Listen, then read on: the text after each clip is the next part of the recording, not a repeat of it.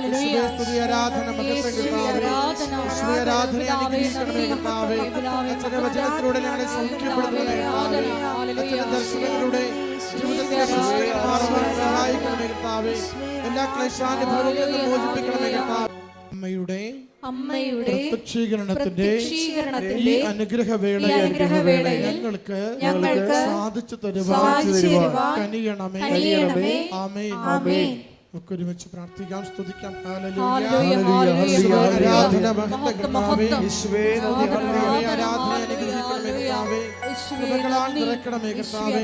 സൗഖ്യം നൽകി അനുഗ്രഹിക്കണമേ കർത്താവേ.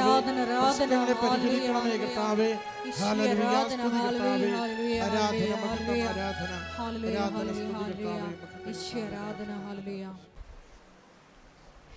പോപ്പുലർ കവനന്റ് എന്ന് പറയുന്നത് ജനകീയമായ ഒരു ഉടമ്പടിയാണിത്. കൃപാസനത്തിൽ നടക്കുന്നത് മരിയൻ ആധ്യാത്മികതയിൽ അടിസ്ഥാനപ്പെടുത്തിയ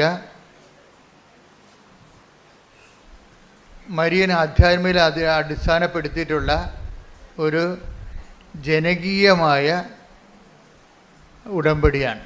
ജനങ്ങളാണ് ഈ ഉടമ്പടിയുടെ ഗുണഭോക്താക്കൾ, പ്രയോക്താക്കൾ എല്ലാവരും.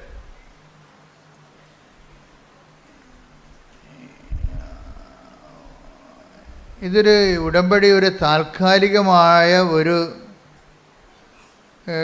ചെറിയൊരു കാലഘട്ടം, 90 ദിവസം,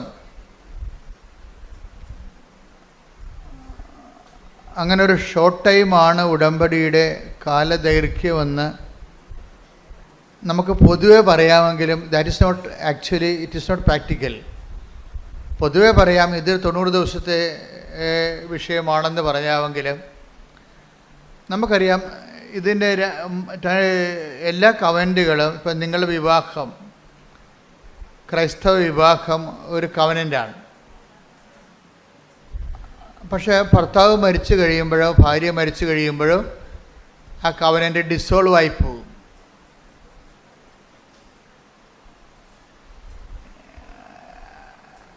ആ കവനൻ്റ് നിലനിൽക്കത്തില്ല. ആരെങ്കിലും ജീവിത പങ്കാളി അവർ തമ്മിലല്ലേ കവനൻ്റ് ഉടമ്പടി.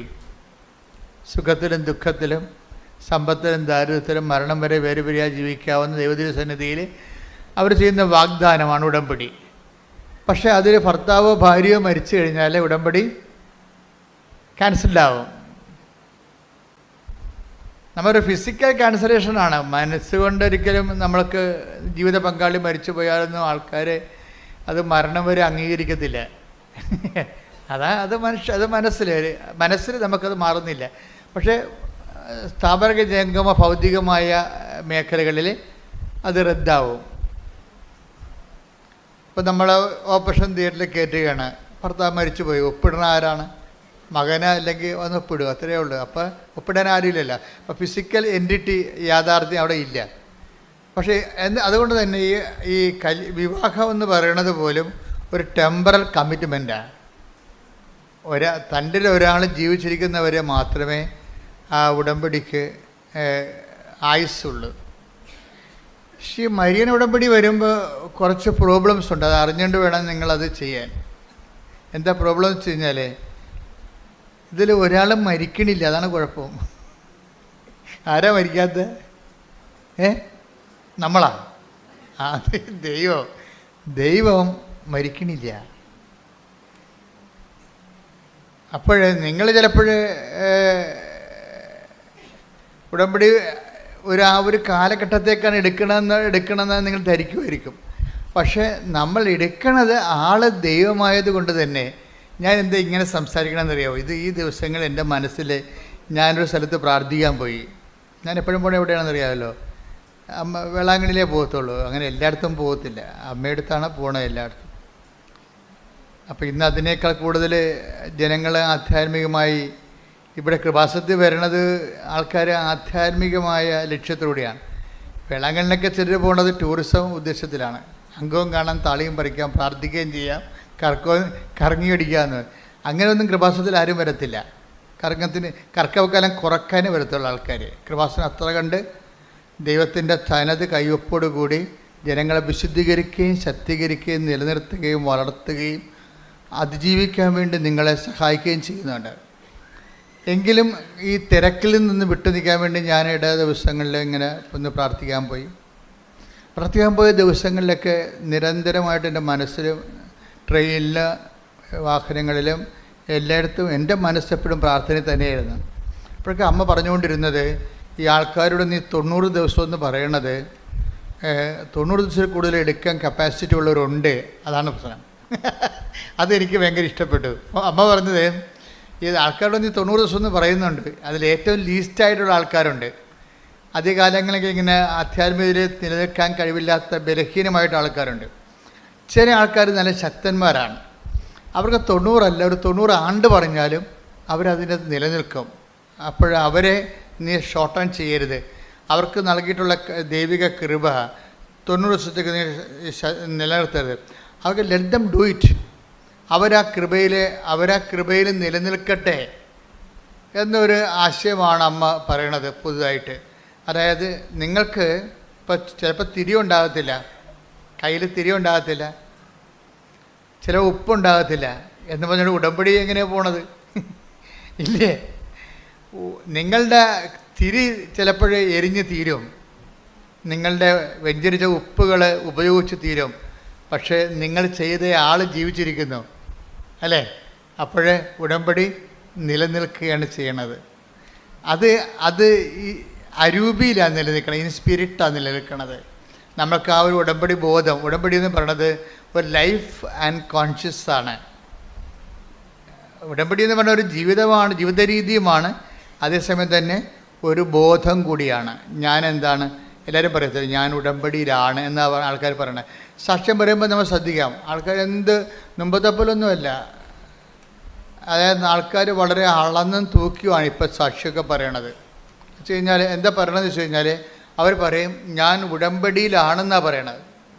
ഞാൻ ഉടമ്പടിയിലാണ്. ആരുമായിട്ട്?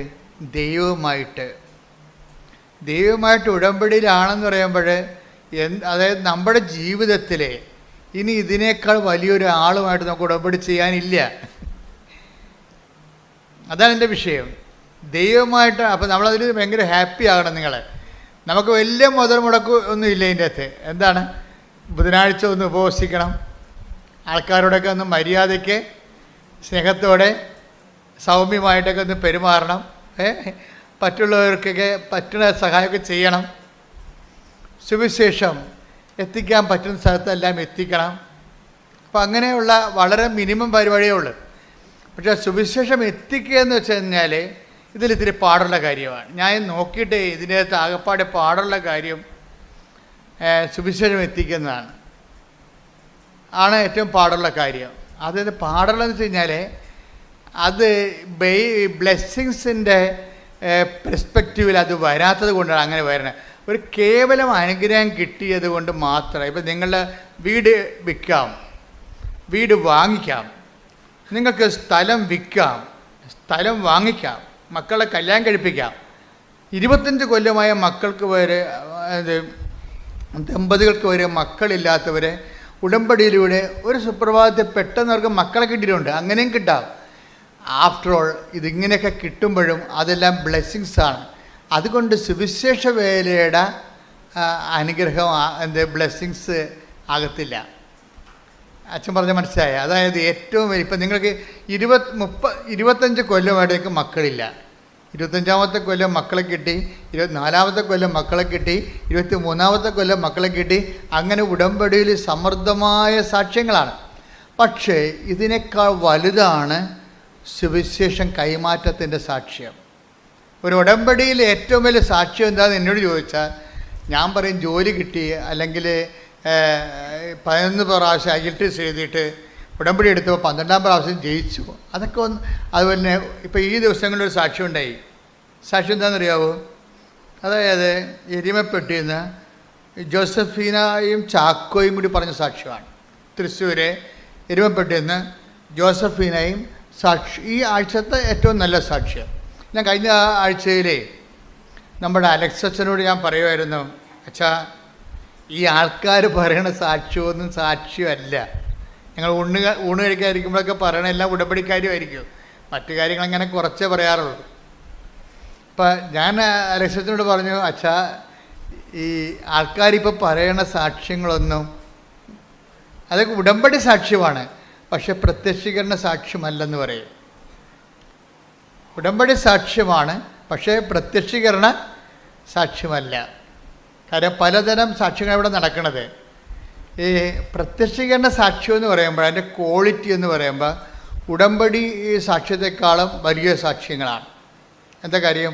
ഞാൻ അച്ഛനോട് പറഞ്ഞത്, അമ്മയോട് പറയുന്നുണ്ട് മരിച്ച ആൾ ഉയർത്തി നിൽക്കുമെന്ന് പറയുന്നുണ്ടെന്ന് പറയും. ഞാൻ അങ്ങനെ അച്ഛനോട് പറഞ്ഞത്, മരിച്ച ആൾ, മരിച്ചു കിടക്കുന്ന ആൾ ഉയർത്തെന്ന് പറയണത് അനുസരിക്കുക. നമ്മൾ പറയുന്ന അനുസരിക്കണമെന്ന് ദൈവത്തിന് പ്രശ്നങ്ങളൊന്നും ഉണ്ടായിട്ടല്ല, പക്ഷെ അതിൻ്റെ കീഴ്വഴക്കം, ഉടമ്പടിക്കൊരു കീഴ്വഴക്കം ഉണ്ടല്ലോ. അതെന്താണ്? ആദ്യം നമ്മൾ ദൈവം പറഞ്ഞതുപോലെ ആദ്യം ചെയ്യണം. ഓരോ കാര്യം ചെയ്തിട്ട് ഞാൻ അത് ചെയ്തില്ല, എനിക്ക് ആ അനുഗ്രഹം കിട്ടിയില്ലല്ലോ, ഞാൻ അത് ചെയ്തില്ല, വസ്തുവിദ്യയില്ലല്ലോ, ഞാൻ ഇത് ചെയ്തില്ല, എന്നിട്ട് എനിക്ക് മാർക്ക് കൂടിയില്ലല്ലോ, അങ്ങനെ ഓരോ കാര്യത്തിനും ദൈവത്തോട് നീ തർക്കിക്കാൻ പോകരുത്. ഉടമ്പടിയിൽ വളരെ മാനുഷികമായിട്ട് ആ ഉടമ്പടിയെ മനുഷ്യൻ്റെ ചാബല്യങ്ങളോട്, ഒത്തിരി ചാബല്യമുള്ള ആൾക്കാർ ഉടമ്പടി എടുത്തിട്ടുണ്ടേ, അവരാണ് ഉടമ്പടി പിന്നോട്ട് വലിക്കണതിൻ്റെ കാരണം. ഒത്തിരി ചാബല്യമുള്ള ആൾക്കാർ, അവർ ജീവിതം മുഴുവൻ തന്നെ ചാബല്യമാണ്. അത് അവർ ഉടമ്പടി എടുക്കുമ്പോൾ ആ ചാബല്യം ദൈവത്തോടും കാണിക്കും. ഓരോരോ കാര്യം ചെയ്തേച്ചും പറയും, ഞാൻ അത് അങ്ങനെ ചെയ്ത് പത്രം കൊണ്ട് അവിടെ കൊടുത്തു, എന്നിട്ടും എനിക്ക് PR ശരിയായില്ലെന്ന് പറയും. ചാബല്യമാണത്. നിങ്ങളെ ശരിക്കും പറഞ്ഞാൽ ദൈവമായിട്ടാണ് മിണ്ടാതെ ഇടപെടുന്ന കാരണം ചെയ്യാനുള്ളതൊക്കെ ചെയ്യുക. അതാണ് അത് വചനത്തിൻ്റെ നിലപാടതാണ്. ചെയ്യാനുള്ള ചെയ്യുക, എന്നിട്ട് മിണ്ടാതിരിക്കുക. ദൈവം അതിൻ്റെ ഇരട്ടി ചെയ്തോളും. നീ ദൈവത്തിൻ്റെ കൂടെ കയ്യെ പിടിച്ചിട്ട് ആ ഈ എന്നും പറഞ്ഞ പിള്ളേരെ എടുത്തു തുടങ്ങിക്കത്തില്ലേ. ഇപ്പം നിങ്ങൾ ചില ആൾക്കാർ അങ്ങനെ ചെയ്യണത്, ദൈവത്തിൻ്റെ കയ്യേക്കാരി പിടിച്ചിട്ട് ഈ എന്നൊക്കെ പറഞ്ഞിട്ട് കുഞ്ഞുങ്ങളെ കൊണ്ട് എഴുതിക്കണ പോലെ ഞാൻ 10 കൊടുത്തു, അതുകൊണ്ട് അതിൻ്റെ അനുഗ്രഹം കണ്ട് വെക്ക്. ഞാൻ രോഗിയെ ആശുപത്രി പോയി കണ്ടു, അതുകൊണ്ട് എൻ്റെ രോഗം ഇത് മാറ്റിത്താ. ഇങ്ങനെ ഓരോ കാര്യത്തിന് ഇങ്ങനെ അങ്ങനെ ചെയ്യരുത്. എന്താ കാരണം? ചെയ്യാനുള്ളതൊക്കെ സന്തോഷത്തോടെ ചെയ്യണം. ആ take the word of God. നിങ്ങൾ ചെയ്യാനുള്ളതും ചെയ്തതിന് ശേഷം ഞങ്ങൾ പ്രയോജനരഹിതന്മാരായ ദാസന്മാരാണ്, കടമപദ്ധതി നിർവഹിക്കുക മാത്രമേ ചെയ്തിട്ടുള്ളൂ. അതല്ല അതാ വിഷയം. ദൈവത്തിൻ്റെ നിലപാട് കണ്ട ലൂക്ക 17:10. ലൂക്ക 17:10 നോക്കിയേ. ഇതുപോലെ തന്നെ പറഞ്ഞേ. ഇതുപോലെ തന്നെ നിങ്ങളും കൽപ്പിക്കപ്പെട്ടവയെല്ലാം ചെയ്തതിന് ശേഷം കണ്ട, കൽപ്പിക്കപ്പെട്ടവയെല്ലാം പറഞ്ഞേ, കൽപ്പിക്കപ്പെട്ടവയെല്ലാം ചെയ്തതിന് ശേഷം ഞങ്ങൾ പ്രയോജനമില്ലാത്ത ദാസന്മാരാണ് കടമ നിർവഹിച്ചതേയുള്ളൂ എന്ന് പറയുവിൻ. ഇപ്പൊ ദൈവത്തിന്റെ വചനം നിർവഹിക്കണത് എന്താണ്? നമ്മുടെ കടമയാണത്. ഉടമ്പടി എന്താ ചെയ്യണത്? ഇപ്പം ചില കത്തോലിക്കരൊക്കെ വന്ന് ഉടമ്പടി എടുത്ത് ഒരു 3 മാസം കഴിയുമ്പോൾ അവർ പറയവേ, ഇത് പാടൊന്നുമില്ല അച്ഛാ, ഇത് ഉടമ്പടി എടുക്കാതെ തന്നെ നമ്മൾ ചെയ്യേണ്ട കാര്യങ്ങളാണെന്ന്. അതിലേ ഉള്ളു, കറക്റ്റാണത്. ഇത് പാടൊന്നുമില്ല അച്ഛാ, ഇത് ഉടമ്പടി എടുക്കാതെ തന്നെ നമ്മൾ ചെയ്യേണ്ട, രോഗികളെ പോയി കാണണ്ടല്ലേ അല്ലേ? പിന്നെ ഇതിൻ്റെ വരണത് രോഗികളെപ്പോയി നമ്മൾ കാണുന്നുണ്ട്. മിക്കവാറും അവർ നമ്മുടെ കൊച്ചാപ്പനെ, ഇളയമ്മ, അമ്മാവന, അങ്കിള ഒക്കെ ആയിരിക്കുന്നേ ഉള്ളൂ.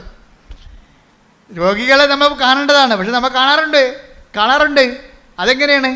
കേവലമായ മനുഷ്യക്കാഴ്ചയാണ് കാണുന്നത്. എന്താണ് അത്? കാണുന്ന രോഗികൾ മിക്കവാറും നമ്മുടെ പരിചയക്കാരായിരിക്കും, അല്ലെ പാർട്ടിക്കാരായിരിക്കും. പക്ഷെ അപ്പം കർത്താവ് ചോദിക്കും, എന്താണ്? 5:46 ചോദിക്കും. Take the word of 5:46. Mathai 5:46. നിങ്ങളെ സ്നേഹിക്കുന്നവരെ, നിങ്ങളുടെ ബന്ധുക്കളെ, നിങ്ങളെ സ്നേഹിക്കുന്നവരെ നിങ്ങൾ സ്നേഹിച്ചാൽ നിങ്ങൾക്ക് എന്ത് പ്രതിഫലമാണ് ലഭിക്കുക? ഈ ബന്ധുക്കളെ കാണാൻ നടന്നിട്ട് ഒരു പ്രതിഫലം ഇല്ലെന്ന്.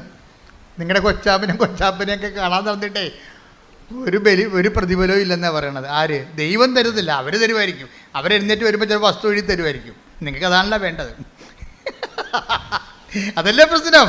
നിങ്ങൾ ഈ ബന്ധുക്കളൊക്കെ വലിയ ഇങ്ങനെ കുടുങ്ങി ഓടിപ്പോയി കാണുന്നത് എന്താണ്? അതിങ്ങനെ രക്ഷപ്പെട്ട് വന്നാൽ നമുക്ക് വല്ലതും തടയുമെന്നുള്ളതല്ലേ? അതൊക്കെ ദൈവത്തിന് അറിയാം. അതാണ് അവർ പറയണത്. ഒന്ന് വായിച്ച 5:46 മത്തായി. നിങ്ങളെ സ്നേഹിക്കുന്നവരെ നിങ്ങൾ സ്നേഹിച്ചാൽ നിങ്ങൾക്ക് എന്ത് പ്രതിഫലമാണ് ലഭിക്കുക? ഒരു പ്രതിഫലവും ലഭിക്കത്തില്ലെന്നാണ് ഈ പറയണത്. ഈശോ ഇങ്ങനെ നെഗറ്റീവ് പറയാൻ ഇഷ്ടമില്ലാത്ത ആളാണ്. അതുകൊണ്ട് ഇങ്ങനെ ചോദ്യം ചോദിച്ച് നമ്മളെ കുരുക്കി കളയുകയുള്ളൂ. നിങ്ങൾക്ക് ഒരു പട്ടിക്കാട്ടത്തിൻ്റെ വിലയും കിട്ടത്തില്ലെന്നാണ് ഈ പറയണത് പച്ച മലയാളത്തിൽ, എൻ്റെ ഭാഷയെ പറഞ്ഞാൽ. എന്നുവെച്ചാൽ എന്താണ് പറയണത്, നിങ്ങൾക്ക് എന്ത് പ്രതിഫലമാണ് ലഭിക്കുക എന്നുവെച്ചാൽ സീറോ ബെനിഫിറ്റ്സ് എന്നാണ് പറയുന്നത്. Zero benefits. ഈ ബന്ധുക്കളെയും ചുവന്നുകൊണ്ട് നടന്നാൽ ദൈവത്തിൻ്റെ ഭാഗത്തുനിന്ന് സീറോ ബെനിഫിറ്റ്സ് എന്നാണ് പറയണത്, ഒന്നുമില്ല എന്നാണ് പറയണത്. പിന്നെ ചുങ്കക്കാർ പോലും എന്നുവെച്ചാൽ ദൈവത്തോട് യാതൊരു ബന്ധമില്ല നിൽക്കുന്ന ആൾക്കാർ ചുങ്കക്കാർ. എന്താ കാര്യം? റോമക്കാർ മിക്കവാറും ചുങ്കക്കാർ, ഇസ്രായേലിലെ ചുങ്കക്കാരൊക്കെ റോമക്കാരായിരിക്കും. റോമക്കാരെന്നാ ചെയ്യണം? റോമക്കാരാണ് ഇവിടെ ഭരിക്കണത്. നമ്മളെ ഇംഗ്ലീഷുകാർ ഭരിച്ചില്ലേ, അവർ റോമക്കാരാണ് അന്ന് ഈ യെരുശലേം ഭരിച്ചത്. അപ്പോൾ റോമക്കാരെന്ത് ചെയ്യും? അവിടെ സീസറിന് 10 രൂപ കൊടുക്കണമെന്നുണ്ടെങ്കിൽ ഇടനിലക്കാരെല്ലാം കൂട്ടി ഗുണ്ടാപ്പിരിവും എല്ലാം കൂടി കഴിയുമ്പോൾ 100 രൂപ മേടിക്കും ആൾക്കടയ്ക്ക് എന്ന്. അവിടെ 10 രൂപയെ കൊടുക്കത്തുള്ളൂ, ബാക്കി 100 രൂപ കുറേ പൈസ ഇവരടിച്ചു മാറ്റും. അപ്പോൾ അതുകൊണ്ട് ഈ പുച്ഛമാണ് ചുങ്കക്കാര്. അപ്പം അവരങ്ങനെ എന്താ വെച്ചാൽ ഇവരുടെ ഗുണ്ടകളുണ്ട് കുറേ ആൾക്കാരിപ്പോൾ 10 രൂപ റോമിൽ കൊടുക്കണമെന്നുണ്ടെങ്കിൽ ഇവന്മാർ ആരെ പിടിക്കണം? അതിനകത്ത് ഇടനിലക്കാരുണ്ട് അല്ലേ? അതായത് അവിടെ ജില്ലാ പഞ്ചായത്തിൽ ആളുണ്ട്, ഡിസ്ട്രിക്റ്റിൽ ആളുണ്ട്, ഇതെല്ലാം കഴിഞ്ഞിട്ട് ഗവർണറുണ്ട്. അവർക്കെല്ലാം കിട്ടാവുന്നതെല്ലാം ഓഹരിയിൽ ഇവർ പിരിച്ചു കൊടുക്കണം. അപ്പോൾ ജനങ്ങൾ കൊടുക്കത്തില്ല. ജനങ്ങൾ കഷ്ടപ്പെട്ടൊക്കെ എന്തുമാത്രം ഇസ്രായേലിലാണെങ്കിൽ അന്നത്തെ കാലത്താണെങ്കിൽ ഒരു കാലാവസ്ഥ ഇല്ലാത്ത സമയമാണ്. കാലാവസ്ഥ അല്പം തെറ്റിയാൽ പണ്ടൊക്കെ ക്ഷാമം വരത്തില്ലേ? ക്ഷാമം വരണം എന്തുകൊണ്ടാണ്? ചില കാലങ്ങളിൽ മഴ തെറ്റിപ്പെയ്യും. ഇപ്പോൾ ചിലർ പറയണം മാവ് പൂത്തില്ലെന്ന് പറയണം, ചിലർ പറയണം പൂത്തെന്ന് പറയണം. സോഷ്യൽ മീഡിയയിൽ പറയും മാവ് പൂത്തില്ല എന്ന് പറയണത്, പക്ഷേ ഞങ്ങളുടെ മാവ് പൂത്തെന്ന്. അത് നല്ല കാര്യം. നിങ്ങളുടെ മാവേ പൂത്തുള്ളൂ, നാട്ടിലൊന്നും മാവ് പൂത്തിട്ടില്ല. എന്താ കാര്യം? കാലാവസ്ഥ ഭേദം ഉണ്ടായി. അങ്ങനെ പണ്ടിതുപോലെ കാലാവസ്ഥ ഭേദം ഉണ്ടായാൽ ക്ഷാമം ഉണ്ടാവും. ഈ ക്ഷാമത്തിൻ്റെ ഇടയ്ക്കാണ് ഇവർ കൊണ്ടുവന്ന് 100 രൂപ ചോദിച്ചു കഴിഞ്ഞാൽ എങ്ങനെ ചെയ്യും? നമുക്ക് തന്നെ തിന്നാൻ കിട്ടണില്ല, പിന്നെ എങ്ങനെ മക്കളുടെ കൊടുക്കണത്? അപ്പോൾ പിന്നെ കൊടുക്കാതിരിക്കുമ്പോൾ ഗുണ്ടകൾ വന്ന് വീട് തല്ലി പൊളിക്കും. അതാണ് ചുങ്കക്കാരുടെ പരിപാടി. അപ്പം ചുങ്കക്കാരെ കാണുമ്പോൾ തന്നെ ഇവന്മാർ ഭയങ്കര ഗുണ്ടകളും ചൂഷകരുമായ ഇവരെ ജനത്തിന് വെറുപ്പാണ്. ജനത്തിന് വെറുപ്പാണ്. അതുകൊണ്ട് ആ ജനത്തിൻ്റെ വെറുപ്പ് മാറ്റാനാണ് മത്തായി എന്ന ചുങ്കക്കാരനെ കർത്താവ് എടുത്തത്. ദൈവം ആരും വെറുക്കണില്ലെന്നുള്ളതിന് ഏറ്റവും വലിയ സൂചനയാണ്. നമ്മുടെ കയ്യിരിപ്പ് എന്ത് മോശമായാലും ദൈവത്തിന് നമ്മളെ വെറുക്കാൻ കഴിയത്തില്ല. അതാണ് ദൈവം ഒരു അമ്മയെക്കാൾ ഇത്തിരി കൂടുതലാണ് ശരിക്കും. ഇപ്പം ചില മക്കളെയൊക്കെ തൂക്കിക്കൊല്ലാൻ വേണ്ടി വിധിക്കുമ്പോൾ അമ്മയെ വിളിച്ച് പറയത്തില്ല, വല്ലതും നിനക്ക് അവസാനമായിട്ട് പറയാനുണ്ട് മക്കളെക്കുറിച്ച്. പത്രക്കാർ ചോദിക്കത്തില്ല, തൂക്കിക്കൊല്ലാൻ പോണ പ്രതിയുടെ അമ്മയോട് ചോദിക്കും, നിങ്ങൾക്ക് മകനെ തൂക്കിക്കൊല്ലുകയാണ് നാളെ, നിങ്ങൾക്ക് വല്ലതും പറയാനുണ്ടോ എന്ന് പറയുമ്പോൾ ശരി പറയും, അവൻ എൻ്റെ വയറ്റിൽ പിറക്കാതിരുന്നെങ്കിൽ അത്രയും നല്ലതാണെന്ന് പറയും. അത് പത്രക്കാർ പറയും അവസാനത്തെ വചനം, അവൻ എൻ്റെ വയറ്റിൽ പിറക്കാതിരുന്നെങ്കിൽ. അപ്പോൾ അമ്മയാണെങ്കിലും ശരി, മകൻ തൂക്കുമരത്തെ കയറിയാൽ അവൻ എൻ്റെ വയറ്റിൽ പിറക്കാം. പക്ഷേ ദൈവം അങ്ങനെ പറയത്തില്ല, എൻ്റെ വയറ്റിൽ പിറന്നതാണെന്നേ പറയത്തുള്ളൂ. നമ്മൾ മോശക്കാരായാലും പറയും എൻ്റെ വയറ്റിൽ പിറന്നതാണെന്ന്, ഓൺ ചെയ്യും. അതുകൊണ്ട് ദൈവത്തിനാരും അങ്ങനെ, അതാണ് ദൈവം സ്നേഹമാണെന്നൊക്കെ പറയുമ്പോൾ ഈ നമുക്ക് എല്ലാ കോശങ്ങളും, ശരീരത്തിൻ്റെ കോശങ്ങളെല്ലാം എഴുന്നിരുന്നിട്ട് ഹല്ലേലൂയ പറയണത് സത്യമായതുകൊണ്ടാണ്. എന്താ കാര്യം? സ്വന്തം അമ്മ തന്നെ പറയും അവൻ എൻ്റെ വയറ്റിൽ പിറക്കാതിരുന്നെങ്കിൽ നല്ലതായിരുന്നെന്ന്. പക്ഷെ ദൈവം പറയത്തില്ല, ഞാൻ തന്നെ എൻ്റെ വയറ്റിൽ തന്നെ പിറന്നതാണ്, അവനെ അല്പം ദൈവസ്നേഹം കുറഞ്ഞു പോയെന്നേ പറയത്തുള്ളൂ.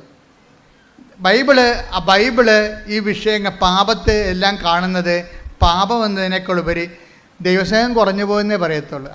എന്നോട് ഇത്തിരി സ്നേഹം കുറഞ്ഞു പോയി. ദൈവത്തോട് സ്നേഹം കുറഞ്ഞു പോകുമ്പോൾ എന്ത് ചെയ്യും? അറിയാതെ തന്നെ തിന്മകളിലേക്ക് മനുഷ്യൻ പോകും. ഞങ്ങൾ ഈ ആധ്യാത്മിക ഭിഷഗ്വരന്മാർ ചെയ്യണ പരിപാടി എന്താണെന്നറിയാമോ? ജനങ്ങളെ ഇങ്ങനെ ശപിച്ച് നിങ്ങൾ മോശമാണ്, പാപമാണ്, പാപം കത്തിക്കണമെന്നൊന്നും ഞാൻ പറയത്തില്ല. പാപത്തെക്കുറിച്ച് ഞാൻ സംസാരിക്കാറ് പോലുമില്ല. ഞാൻ സംസാരിക്കുക എന്തിനെക്കുറിച്ചാണ്? ദൈവസ്നേഹത്തെക്കുറിച്ച് സംസാരിക്കും. ദൈവസ്നേഹത്തെക്കുറിച്ച് സംസാരിക്കും. കുമ്പസാരെ കൂടി ഇരിക്കുമ്പോഴും ഞാൻ പറയും, മകനെ ഇരുട്ടാണെന്നും പറഞ്ഞുകൊണ്ട് നീ മൊത്തം ഇരുട്ടാണെന്ന് നിൻ്റെ കണ്ണുകൂടി അടച്ച് കളഞ്ഞേണ്ട കാര്യമില്ല. ചില ആൾക്കാർ ഇരുട്ടാണെന്ന് പറഞ്ഞിട്ടേ അവൻ്റെ കണ്ണുകൂടി അടച്ച് കളയും. കാര്യം എനിക്ക് ഈ പാപത്തിൽ നിന്ന് രക്ഷപ്പെടാൻ പറ്റത്തില്ല അച്ഛാന്ന് പറയും. ഞാൻ പറഞ്ഞു ഇന്ന് രക്ഷപ്പെടാൻ പറ്റും, ഇരുട്ടാണ്. അപ്പം നമ്മൾ വിളക്ക് കത്തിക്കുക, നീ പുണ്യപ്രവർത്തികളൊക്കെ ചെയ്യ്. പതുക്കെ പതുക്കെ പതുക്കെ ദൈവം തന്നെ അന്തൻ്റെ കണ്ണ് കാഴ്ച തുറന്നതല്ലേ, ഇരുട്ട് മാറ്റിയതല്ലേ. ദൈവം തന്നെ ചില പാപങ്ങളെ നമ്മൾ രക്ഷപ്പെടണമെങ്കിൽ ദൈവം തന്നെ വന്ന് നമ്മുടെ കണ്ണിൽ തൊടണം. അപ്പോൾ നമ്മളെന്ത് ചെയ്യും? നമ്മൾ അവൻ പറയണ പോലെ ഉടമ്പടി എന്ന് പറഞ്ഞാൽ ഭയങ്കര ഔഷധമാണേ. ഉടമ്പടി എന്ന് പറഞ്ഞാൽ എന്താണ്? നമ്മളെ ദൈവസ്നേഹത്തെ വളർത്തും. നിങ്ങളിതൊക്കെ ചെയ്യുമ്പോഴേ നിങ്ങൾക്ക് വസ്തുസ്നേഹമാണ് ചിലർക്ക് ഉണ്ടാകണത്. നിങ്ങളിപ്പോൾ ചെയ്യുന്നില്ലേ, ഓരോ കാര്യങ്ങൾ ചെയ്യുന്നില്ലേ, രോഗികളെ കാണുന്നുണ്ട്, സുവിശേഷ വേല ചെയ്യുന്നുണ്ട്. അപ്പം നിങ്ങൾക്ക് പലർക്കും ദൈവസ്നേഹമല്ല ഉണ്ടാകണത്. എന്താ ഉണ്ടാകണത്? വസ്തുസ്നേഹം എന്ന് പറയും, അല്ലെങ്കിൽ വിഷയസ്നേഹം. എന്താണ് കാര്യം? ഞാൻ ഇങ്ങനെ ചെയ്യുമ്പോൾ എനിക്ക് ഒന്നെങ്കിൽ എൻ്റെ കാണാതെ പോയ ഭർത്താവ് തിരിച്ചു വരും, അപ്പോഴും വ്യക്തിസ്നേഹമായില്ലേ അല്ലേ? അല്ലെങ്കിൽ എൻ്റെ പഠിക്കാത്ത മകൻ പഠിക്കാൻ തുടങ്ങും, അപ്പോൾ എന്തായാലും അപ്പോഴും വ്യക്തിസ്നേഹമാണ്. അല്ലെങ്കിൽ എനിക്ക് ഞങ്ങളുടെ വീടിൻ്റെ വാതിക്കെ കൊടുക്കാൻ പോകുന്ന സ്ഥലം മേടിക്കാൻ പറ്റും, അപ്പോൾ വസ്തുസ്നേഹമായില്ലേ? അപ്പോൾ നമ്മൾ ഉടമ്പടിയിൽ വരണത് നിങ്ങൾ ശ്രദ്ധിക്കണം. ഉടമ്പടി ലാഗ് ചെയ്യാനുള്ള കാരണം നിങ്ങളുടെ ഈ ഉടമ്പടിയുടെ സൂചി ഇരിക്കണത് ദൈവസ്നേഹത്തിലല്ല ഇരിക്കണത്. എവിടെയാണ്? വസ്തുസ്നേഹത്തിലോ വിഷയസ്നേഹത്തിലോ ആണ് ഇരിക്കുന്നത്. അതുകൊണ്ടാണ് താമസിക്കുന്നത്. അപ്പോൾ നിങ്ങളുടെ ഇപ്പം നമ്മൾ ചെയ്യുമ്പോൾ നിയോഗങ്ങളൊക്കെ വെക്കുന്നുണ്ടെങ്കിലും നിങ്ങൾ നിയോഗം അല്ല ഉടമ്പടി ലക്ഷ്യം. കഴിഞ്ഞ ദിവസങ്ങളിലേ ഞാനിവിടെ ഇതില്ലേ അതായത് നമ്മുടെ ഡെയിലി ബ്രെഡ് അവിടെ സ്റ്റുഡിയോയിൽ നിൽക്കിയിരുന്നു. അപ്പോൾ ഞാനിങ്ങനെ ഡെയിലി ബ്രെഡ് സംസാരിക്കുന്ന സമയത്ത് കർത്താവിനോട് പറഞ്ഞു, ഉടമ്പടിയുടെ ലക്ഷ്യം ഉടമ്പടിയുടെ വിഷയമല്ല, ഉടമ്പടി തന്നെയാണെന്ന് പറയാൻ പറഞ്ഞു. ഉടനെ ഞാൻ പറഞ്ഞ്, കർത്താവ് പറയണം ഉടമ്പടിയുടെ ലക്ഷ്യം ഉടമ്പടിയുടെ വിഷയമല്ല, ഉടമ്പടി തന്നെയാണ്. അത് എനിക്കൊരു ബോധമുണ്ടായി. അപ്പോഴും ഉടമ്പടി ലക്ഷ്യം നമുക്ക് നിയോഗമല്ലേ? രോഗം മാറുക, വീട് വിൽക്കുക, വീട് വാങ്ങിക്കുക, വസ്തു വാങ്ങിക്കുക, മകളെ കെട്ടിച്ച മകൾക്ക് കുഞ്ഞുങ്ങളുണ്ടാകുക, ഇപ്പോൾ വിഷയമല്ലേ നമുക്ക് ഉടമ്പടി ലക്ഷ്യം. പക്ഷേ ദൈവം എന്താ പറഞ്ഞതെന്നറിയാമോ? ഉടമ്പടിയുടെ ലക്ഷ്യം വിഷയമല്ല, വ്യക്തികളുമല്ല, പിന്നെ എന്താണ്? ഉടമ്പടി തന്നെയാണ്. ഒന്ന് പറഞ്ഞ്, ഉടമ്പടിയുടെ ലക്ഷ്യം ഉടമ്പടി തന്നെയാണ്. എന്ന് വെച്ചാൽ എന്താണ് ഉടമ്പടി? ദൈവവും ഞാനും തമ്മിലുള്ള ഉടമ്പടി ബന്ധമാണ് ഉടമ്പടി. ദൈവവും ഞാനും തമ്മിലുള്ള ബന്ധമാണ്. അത് ദൈവവും ഞാനും തമ്മിലുള്ള ബന്ധമാണോ ഉടമ്പടിയാണോ നിനക്ക് പ്രധാനം, ഉടമ്പടിയുടെ വിഷയമാണോ എന്നറിയാൻ വേണ്ടി ചില കാര്യങ്ങൾ ദൈവം ചെയ്യാതെ പോകും. അപ്പോൾ നമ്മളെ സഹായിക്കാൻ ആരെങ്കിലും ഉണ്ടാകണം. അതുകൊണ്ടാണ് ഞാൻ ഇടയ്ക്ക് പരിശുദ്ധാത്മാവിനെക്കുറിച്ച് പറയണത്. ഇപ്പോൾ ഉടമ്പടി ലക്ഷ്യം വിഷയമാണോ വ്യക്തിയാണോ, അല്ല ഉടമ്പടി ലക്ഷ്യം ഉടമ്പടി തന്നെയാണോ, ഉടമ്പടിയുമായിട്ടുള്ള ദൈവത്തോടുള്ള ബന്ധമാണോ എന്ന് നമ്മൾ അറിയാൻ വേണ്ടി ചില കാര്യങ്ങൾ നടക്കാതെ പോകും. അപ്പോൾ നടക്കാതെ പോകുമ്പോൾ നിങ്ങൾ എന്ത് ചെയ്യണം? കർത്താവേ, നടന്നാലും നടന്നില്ലെങ്കിലും ഉടമ്പടിക്ക് മാറ്റമില്ല. കാര്യം എൻ്റെ ബന്ധം നീയുമായിട്ടാണ്. മനസ്സിലായില്ലേ? ഒന്ന് പറഞ്ഞ്, കർത്താവേ ഉടമ്പടി നടന്നാലും നടന്നില്ലെങ്കിലും ഉടമ്പടിയുടെ ലക്ഷ്യം ഉടമ്പടി തന്നെയാണ്. അത് നീയുമായിട്ടുള്ള സ്നേഹവും ബന്ധവുമാണ്. ഉടമ്പടി നടക്കാതിരിക്കുമ്പോഴും അങ്ങ് പറഞ്ഞതുപോലെ ചെയ്തുകൊണ്ട് ഞാൻ എൻ്റെ ജീവിതം ഉടമ്പടിയോടെ മുന്നോട്ട് പോകാൻ എന്നെ അനുഗ്രഹിക്കണമേ. ശ്രുതിക്കട്ടെ.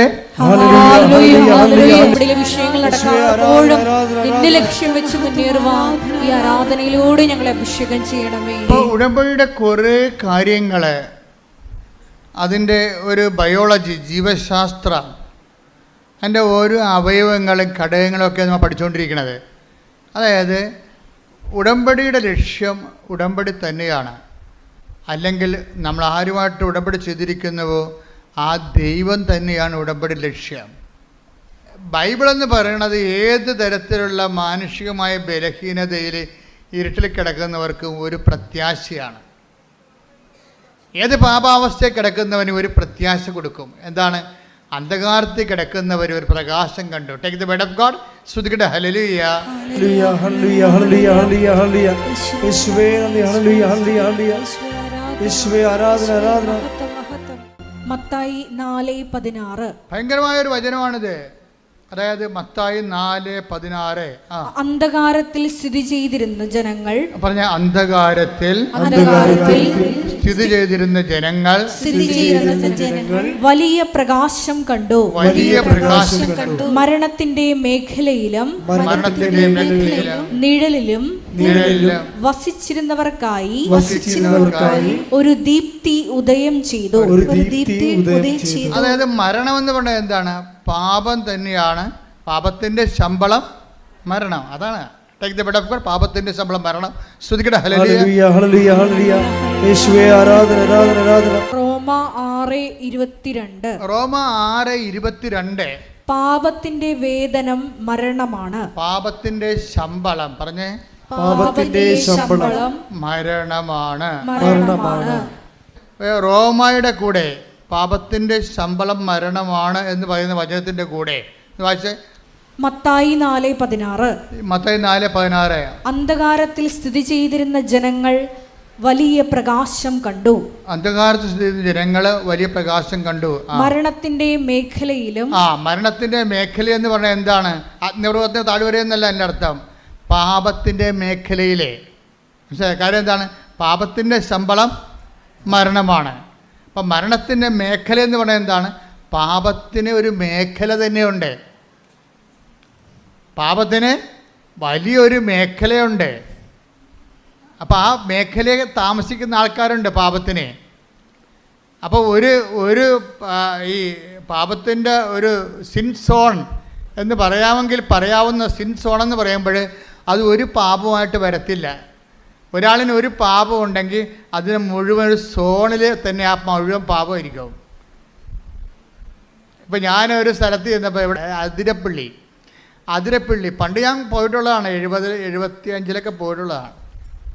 അപ്പം അന്ന് പോയപ്പോൾ അവിടേക്ക് എണ്ണപ്പനയില്ലേ. ഇപ്പം ചെല്ലുമ്പോൾ മുഴുവൻ എണ്ണപ്പനയാണ്. കഴിഞ്ഞ ദിവസങ്ങളിൽ കഴിഞ്ഞ 2-3 മാസം മുമ്പ് ഞാൻ പോയപ്പോൾ ആ എണ്ണപ്പനയുടെ ആ കാട്ടിക്കുടിയൊക്കെ വെറുതെ ചുമ്മാ പ്രാർത്ഥിച്ചുകൊണ്ട് പോയി. എന്താ പോയെന്ന് വെച്ചാൽ ഭയങ്കരമായൊരു കുളിർമയാണ്. അപ്പം അത് ഈ പെണ്ണപ്പനയുടെ മേഖലയാണ്. ഇതുപോലെ ഒരു പനയായിട്ടൊന്നും ഉണ്ടാകത്തില്ല. പാപത്തിൻ്റെ ഒരു പനയായിട്ടുണ്ടാകത്തില്ല. ഒരു മേഖലയായിരിക്കും ഉണ്ടാകുന്നത്. ഈ മേഖല, പാപത്തിൻ്റെ മേഖലയിൽ എന്ത് ചെയ്യണം? അവൻ വലുതാകണം, ഞാൻ ചെറുതാകണം. അപ്പം ഞാനെന്ന് പറഞ്ഞ കാര്യം അത്ര കുറച്ച് അട്ടേക്കപ്പെടൂടി. അവൻ വലുതാകണം, ഞാൻ ചെറുതാകണം. യോഹന്നാൻ 3:30. യോഹന്നാൻ 3:30. അവൻ വളരുകയും അവൻ എന്ന് പറഞ്ഞാൽ ആരാണ്? അയാള്. ഈ ഉടമ്പടിയിൽ എന്താ സംഭവിക്കേണ്ടത്? യോഹന്നാൻ 3:30 സംഭവിക്കണം. എന്താണ്? അവൻ വലുതാകുകയും ഞാൻ കുറയുകയും വേണം. അവിടെയാണ് ഒരു പ്രശ്നം. അപ്പം 2 പ്രോസസ്സാണ് നടക്കുന്നത് ഒരേ സമയത്ത്. എന്താ കാര്യം? അവൻ വലുതാകുകയും ചെയ്യണം. പിന്നെ എന്താണ്?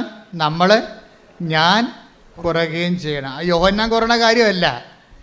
ഞാൻ എന്ന് പറയുന്ന ഒരു സംഭവമില്ലേ? എന്താണ് ഞാനെന്ന് പറയുന്നത്? എന്താണ്? അഹം. ക്രിസ്ത്യാനിറ്റി ഒരിക്കലും അഹം ബ്രഹ്മാസ്മി എന്ന് പറയത്തില്ല. എന്താ കാര്യം? അഹത്തിന് ബ്രഹ്മാസ്മി ആകാനൊന്നും പറ്റത്തില്ല. അവിടെ ഞാനെന്ന് പറയുന്ന സംഭവമുണ്ട്. എന്താ കാര്യം? ഞാനെന്ന് പറയുന്നത് എന്താണ്? ഞാൻ ബൈബിൾ പറയും, ഞാൻ ദുർഭകനായ മനുഷ്യൻ. ആരെങ്കിലും എന്നെ രക്ഷിച്ചാൽ മാത്രമേ ഞാൻ രക്ഷപ്പെടത്തുള്ളൂ. എന്താ കാര്യം? എന്നെക്കൊണ്ട് തന്നെ എന്നെ രക്ഷിക്കാൻ പറ്റത്തില്ല. പിന്നെ അതാണ് അത്. Take the word of 7:24. റോമ 7:24. ഞാൻ ദുർഭകനായ മനുഷ്യൻ. ഇതാണ് ഞാൻ എന്ന് പറയണത്. എന്താണ് ഞാൻ? എന്താണ്? ഒരു ഗതികെട്ട മനുഷ്യനാണ്. എന്താണ്? ഞാൻ ഇച്ഛിക്കുന്ന നന്മയല്ല. Take the word of God. വായിച്ചോളൂ. ഞാൻ ദുർഭകനായ മനുഷ്യൻ, മരണത്തിന് അധീനമായ ഈ ശരീരത്തിൽ നിന്ന്. അവിടെ മരണമെന്ന് പറഞ്ഞാൽ പാപമാണ് എന്ന് പറഞ്ഞാൽ ഞാൻ ദുർഭകനായ മനുഷ്യൻ. പാപത്തിന്. അപ്പം മരണത്തിൽ നിന്നാണ് എഴുതിയിരിക്കണമെങ്കിൽ നമുക്ക് ബൈബിളിൻ്റെ സ്പിരിറ്റ് എന്ന് പറയുന്നത് മരണമെന്ന് പറഞ്ഞ ഉടനെ പാപമെന്ന് നമ്മൾ വായിക്കേണ്ടി വരും. തർജ്ജമ ചെയ്ത് വായിക്കേണ്ടി വരും. എന്താ? ഞാൻ ദുർഭകനായ മനുഷ്യൻ. പറഞ്ഞേ, ഞാൻ ദുർഭകനായ മനുഷ്യൻ പാപത്തിന് വായിച്ചോളൂ, അധീനമായ ഈ ശരീരത്തിൽ നിന്ന്. അപ്പൊ ശരീരമാണ് പ്രശ്നം. ഈ ശരീരത്തിൽ നിന്ന് എന്നെ ആര് മോചിപ്പിക്കും? എന്നെ ആര് മോചിപ്പിക്കും? ശരീരത്തിൽ നിന്ന് ആരെങ്കിലും മോചിപ്പിക്കണം. എന്താ കുഴപ്പം? എന്താണ്? എത്ര കിട്ടിയാലും പോരാ. അതാണ് പ്രശ്നം. എത്ര കിട്ടിയാലും പോരാ. ഇപ്പം ഓരോ വ്യക്തികൾ എന്താ ചെയ്യണത്? നമ്മൾ ഓരോരോ ആൾക്കാർ മലയാളത്തിൽ സംഭവിക്കണുണ്ടല്ലേ. ഇപ്പം ഞാൻ ഈ ദിവസം തമിഴ്നാട്ടിൽ പോയപ്പോൾ ഞാൻ പറഞ്ഞു, ഇവരെല്ലാം കേരളക്കാർക്ക് പഠിക്കണം തോന്നാമെന്ന് പറഞ്ഞ്. തമിഴ്നാട് കണ്ടപ്പോഴേ ഞാൻ ഇവരെല്ലാം കേരളക്കാർക്ക് പഠിക്കുകയാണ്. അതാണ് ഞാൻ ഇത് നമ്മുടെ അതിർത്തി പ്രദേശങ്ങളിൽ ചെന്നാൽ മനസ്സിലാകും. അതിർത്തി പ്രദേശങ്ങളിലെല്ലാം പണ്ടുണ്ടായിരുന്നത് സാധാരണ മനുഷ്യൻ ജീവിക്കാൻ പറ്റിയൊരു വീട്, അത്രയേ ഉള്ളൂ. ഇപ്പോൾ അങ്ങനെയല്ല. ഇപ്പോൾ അവരെല്ലാവരും 2 നിലയും 3 നിലയും ഒക്കെ ആക്കിയിട്ടുണ്ട്. പക്ഷേ 3 നില ആക്കിയാലും കുഴപ്പമില്ല. എന്താ പ്രശ്നം? അതിൻ്റെ അകത്തൊരു 30 ആൾക്കാർ താമസിക്കുന്നുണ്ടെങ്കിൽ കുഴപ്പമില്ല. പക്ഷേ 3 പേരെ താമസിക്കുന്നുള്ളൂ 3 നിലയിൽ. അവിടെയാണ് ഈ ഞാനെന്ന് പറഞ്ഞ സാധനം വരണത്. മനസ്സിലായില്ലേ? ഇപ്പം മനസ്സിലായില്ലേ? ഇപ്പം ഞാൻ ആരാണെന്ന് മനസ്സിലായില്ലേ? ഇതിൽ നിന്ന് രക്ഷപ്പെടുത്താൻ വല്ല മാർഗമുണ്ടോ? ഇപ്പം നമ്മുടെ വീട്ടിലേക്ക് ഒരു വിരുന്നുകാർ വരികയാണ്. വിരുന്നുകാർ വരുമ്പോൾ എന്ന് പറഞ്ഞ് നമ്മളിങ്ങനെ 2 കൈ നീട്ടിക്കൊണ്ട് അവരുടെ അടുത്ത് വായും പൊളിച്ച്, ചുമ്മാ അഭ്യാസമാണ്. അവർക്ക് പറയാം, മലയാളിക്ക് കുറച്ച് അഭിനയം കൂടുതലാണല്ലോ, നമ്മളെല്ലാവരും ആക്ടേഴ്സ് അല്ലേ. അപ്പം ഇവർ വായും പൊളിച്ചുകൊണ്ട് ഇങ്ങനെ ഇത്ര നാളെ കണ്ടിട്ട് ഈ വഴിയൊക്കെ മറന്നാ. ആര് വെറുതെ പറഞ്ഞ അതൊക്കെ ചുമ്മാ അടിച്ചു വിടണമെന്ന് അവർക്കും അറിയാം, നമുക്കും അറിയാം. ഈ വഴിയൊക്കെ മറന്നാന്ന് ചോദിക്കുമ്പോൾ നമ്മളിങ്ങനെ ചിരിച്ചിങ്ങനെ 70mm പല്ലും കാണിച്ച് നിൽക്കല്ലേ. അപ്പോഴുണ്ട് അവർ പറയണം, എൻ്റെ കൊച്ച്, എൻ്റെ ഇളയമ, എൻ്റെ കൊച്ച് മറന്നു. ഞാനോർത്ത് അതാണ് നമ്മുടെ വീടെന്നും പറഞ്ഞു. ഞാൻ കുറേ നാളായല്ലേ ഇവിടെ വന്നിട്ട്, 10-12 കൊല്ലം. ഞാനോർത്ത് അതാണെന്നും പറഞ്ഞ് ആ വീട്ടിൽ കയറി, കാറുള്ള വീട്ടിൽ കയറി ചെന്നു. ഇവിടെ വീട്ടിൽ കാറില്ല. അപ്പോൾ അവിടെ ഇവരുടെ വീടാണെന്നും പറഞ്ഞ് അവിടെ കയറി ചെന്ന് പറയുമ്പോൾ തന്നെ ഇവിടെ ഈ 70mm അങ്ങനെ അതിനെ കൊട്ടി അടച്ച് തീർന്ന പരിപാടി. ഇതാണ് ഞാനെന്ന് പറയുന്ന സാധനം. മനസ്സിലായില്ലേ? എന്ന് വെച്ചാൽ അവരെ എന്നെയും തമ്മിൽ നിന്ന് തുലനം ചെയ്തിട്ടില്ലേ. അപ്പം ഞാൻ അവരല്ലെന്ന് പറയുമ്പോൾ എനിക്കെന്താ കുറവുണ്ടെന്നല്ലേ ഭർത്താവ്. വീട് മാറി കയറിയെന്നാ പറയണേ. വീട് മാറി കയറിയപ്പോൾ തന്നെ നെഞ്ചുവേദനയായി. വേറെ പറഞ്ഞതേ ഉള്ളേ. നമ്മളാരും കയറിയില്ല, അവരാണ് കയറിയത്. അവർ നമ്മുടെ വീട് മാറി വേറെ വീട്ടിൽ കയറിയെന്ന് പറഞ്ഞുകൊണ്ടാണ് നമുക്ക് നെഞ്ചുവേദന. ഇതാണ് ഈ നെഞ്ചുവേദന പറയണത്. ബ്രഹ്മാസ്മി അല്ല ശരിക്കും. നെഞ്ചുവേദന കണ്ടവൻ്റെ വീട് നമ്മളെക്കാൾ ഇത്തിരി വലുതാണെന്ന് പറയുമ്പോൾ ഉണ്ടാകുന്ന ഞാനില്ലേ, അതാണ് നെഞ്ചുവേദന അവിടെ എടുക്കണം. ഈ ഞാനുണ്ട്. ഈ ഞാൻ ആര്? അത് ബൈബിൾ ചോദിക്കണത് എന്താണെന്ന് ചോദിച്ചു കഴിഞ്ഞാൽ, ഈ ഞാൻ ആര് രക്ഷിക്കും ഈ അഹംഭാവത്തിൽ നിന്ന്? അത് തന്നെ ജീസസിനെ ഇൻട്രൊഡ്യൂസ് ചെയ്യുമ്പോൾ തന്നെ യോഹന്നാൻ പറയും, ഇവനെ ഇൻട്രൊഡ്യൂസ് ചെയ്യാനൊക്കെ എനിക്ക് ഇഷ്ടമാണ്. ഇവൻ ഭയങ്കര പുള്ളിയാണ്. ഇവൻ ലോകത്തിൻ്റെ പാപങ്ങൾ നീക്കാൻ വന്നിരിക്കുന്ന ആളാണ്. എന്നോട് അപ്പ ഇതൊക്കെ പറഞ്ഞിട്ടുണ്ട്, പക്ഷെ നിങ്ങളോട് പറഞ്ഞിട്ട് കാര്യമില്ലെന്ന്. എന്ത് വല്ലാത്ത പറച്ചിലാണ് യോഹന്നാൻ പറയണത്. അതായത് ഇന്ന് യേശുവിൻ്റെ ജ്ഞാനസ്നാന തിരുനാളല്ലേ. ഇപ്പം എന്താ യോഹന്നാൻ പറയണത്? ഇവൻ ഭയങ്കര പുള്ളിയാണ്. ഇവൻ ആരാണ്? യോഹന്നാൻ 1:29 പറയും, ഇവൻ ലോകത്തിൻ്റെ പാപങ്ങൾ നീക്കാൻ വേണ്ടി അപ്പ പറഞ്ഞു വിട്ടിരിക്കുന്ന ആളാണ് ഇവൻ. പക്ഷെ നിങ്ങളോട് പറഞ്ഞിട്ട് കാര്യമില്ല. എന്താ കാര്യം? ഇവനും വളരണമെങ്കിലേ ഞാൻ ചെറുതാകണമെന്ന്. അതാണ് വിഷയം. കൈയടിക്കട്ടെ, ശ്രദ്ധിക്കട്ടെ. ഹല്ലേലൂയ, ഹല്ലേലൂയ, ഹല്ലേലൂയ, ഹല്ലേലൂയ, ഹല്ലേലൂയ, ഹല്ലേലൂയ,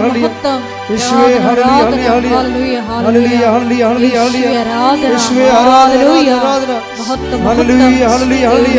അപ്പോൾ ഉടമ്പടി കാലത്ത് നമ്മൾ നിരീക്ഷിക്കേണ്ട ഒരു പാപം എന്താണ്? പാപത്തിൻ്റെ മേഖല. പാപം ഒറ്റയ്ക്ക് നിൽക്കത്തില്ല. ഞാൻ എന്നുള്ള സംഭവം നിലയ്ക്കുള്ള കാലം ആ ഞാൻ ഉണ്ടാക്കുന്ന റിസൾട്ടിൽ പാപത്തിൻ്റെ ഒരു മേഖല ഉണ്ടാകും. അതാണ് അന്ധകാരത്തിൽ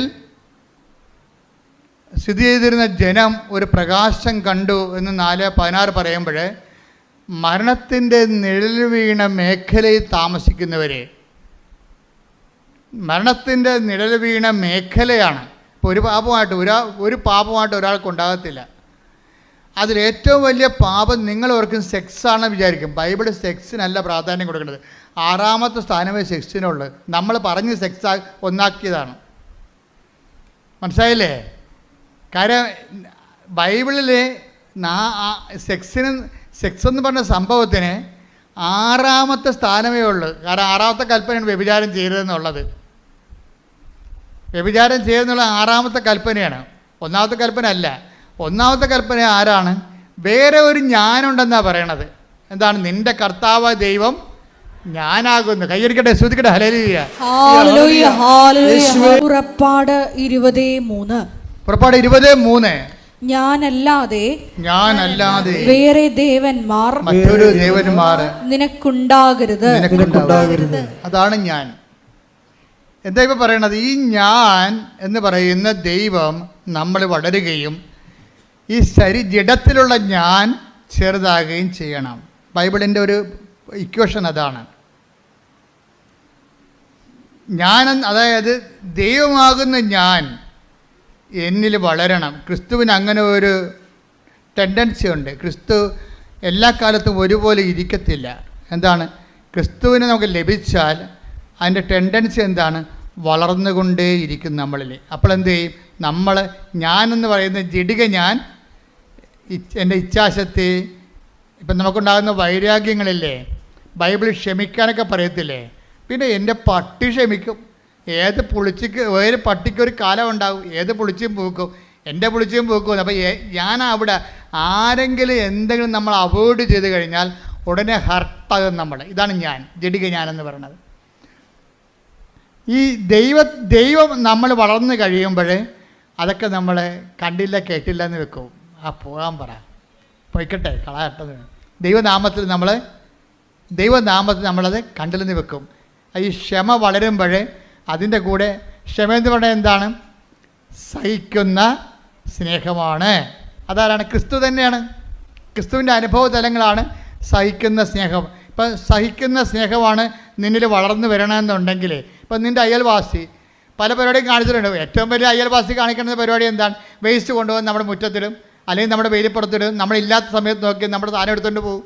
എൻ്റെ അച്ഛൻ എങ്ങനെ പ്രാർത്ഥനയ്ക്ക് വരാണ്? മനുഷ്യൻ്റെ കണ്ണ് വെട്ടി അപ്പം അടിച്ചുകൊണ്ട് പോകുമെന്ന് പറയും. അതുകൊണ്ട് പ്രാർത്ഥനയ്ക്ക് വരാതെ നീ ഉരലെ കെട്ടിപ്പിടിച്ച് വീട്ടിലിരിക്കണവരുണ്ട്, പാവത്തുങ്ങൾ. കൊണ്ടേ തിന്നെ, നീ കൊണ്ടുപോയ കർത്താവ് എനിക്ക് തരുമെന്ന് പറഞ്ഞ് നീ പോരണ്ടേ? അപ്പോൾ എന്താണ്? കർത്താവ് നിന്നെ വളരുന്നു. കൈയടിക്കട്ടെ.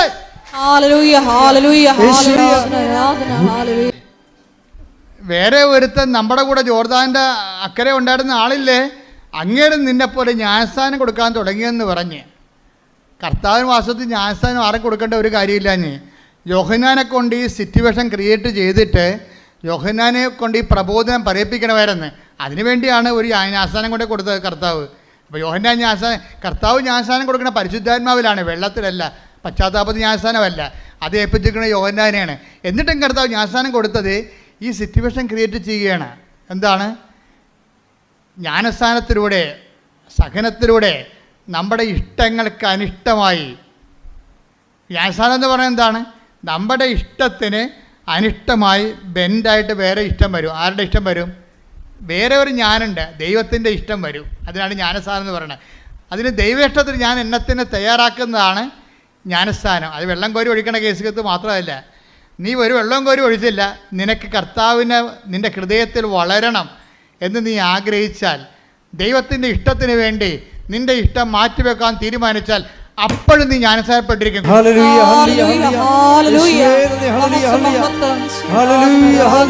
എന്താ ജ്ഞാനസ്ഥാനം എന്ന് പറയണത്?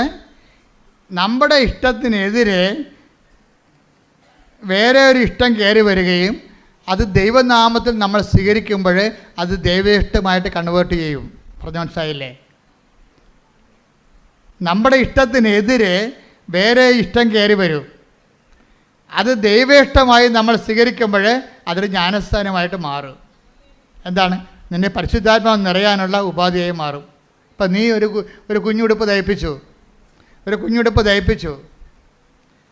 കുറച്ച് പൊട്ട് വാങ്ങിച്ച് വെച്ച്, കുറച്ച് കരിമഷി മേടിച്ച് വെച്ചു, കുറച്ച് കരിവളം മേടിച്ച് വെച്ചു. അപ്പോൾ നീ ഉടനെ പ്രഗ്നൻ്റ് ആണുള്ള അമ്മയാണെങ്കിൽ പറയും, എൻ്റെ കുഞ്ഞുവാ വരുമ്പോൾ ഞാൻ ആരുടെയും കൊതി തട്ടാതിരിക്കാൻ വേണ്ടി കരിവള ഇടിക്കും.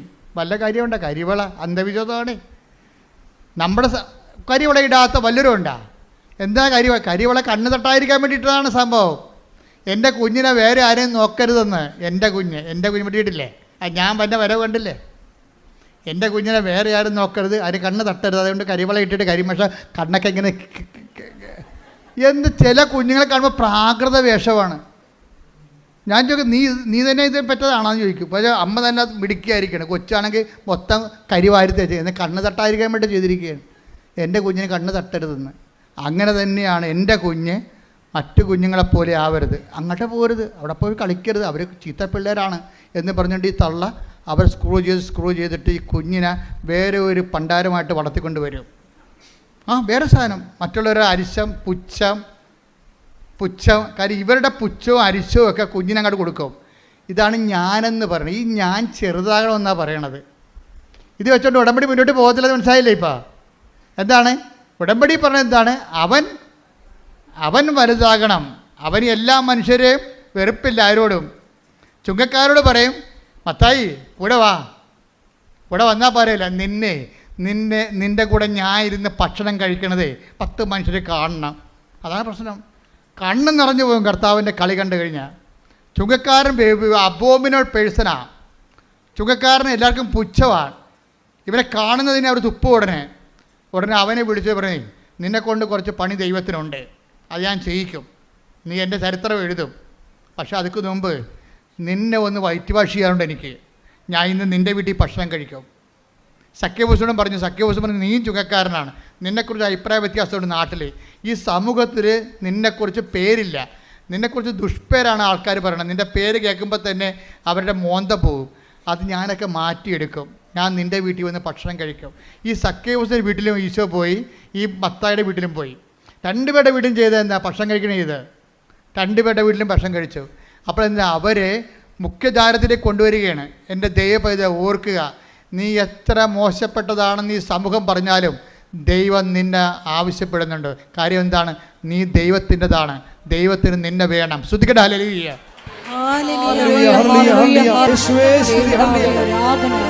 സഖ്യവൂസിൻ്റെയും മത്തായിയുടെ വീട്ടിൽ കർത്താവ് ഭക്ഷണം കഴിക്കാൻ കയറിയപ്പോൾ ഉണ്ടല്ലോ, എല്ലാവരും വന്ന് വേലിക്ക പാത്തുനിന്ന് ഇങ്ങനെ വേലിക്ക മുകളിൽ തലയിട്ടോണ്ട് നോക്കുകയാണ്.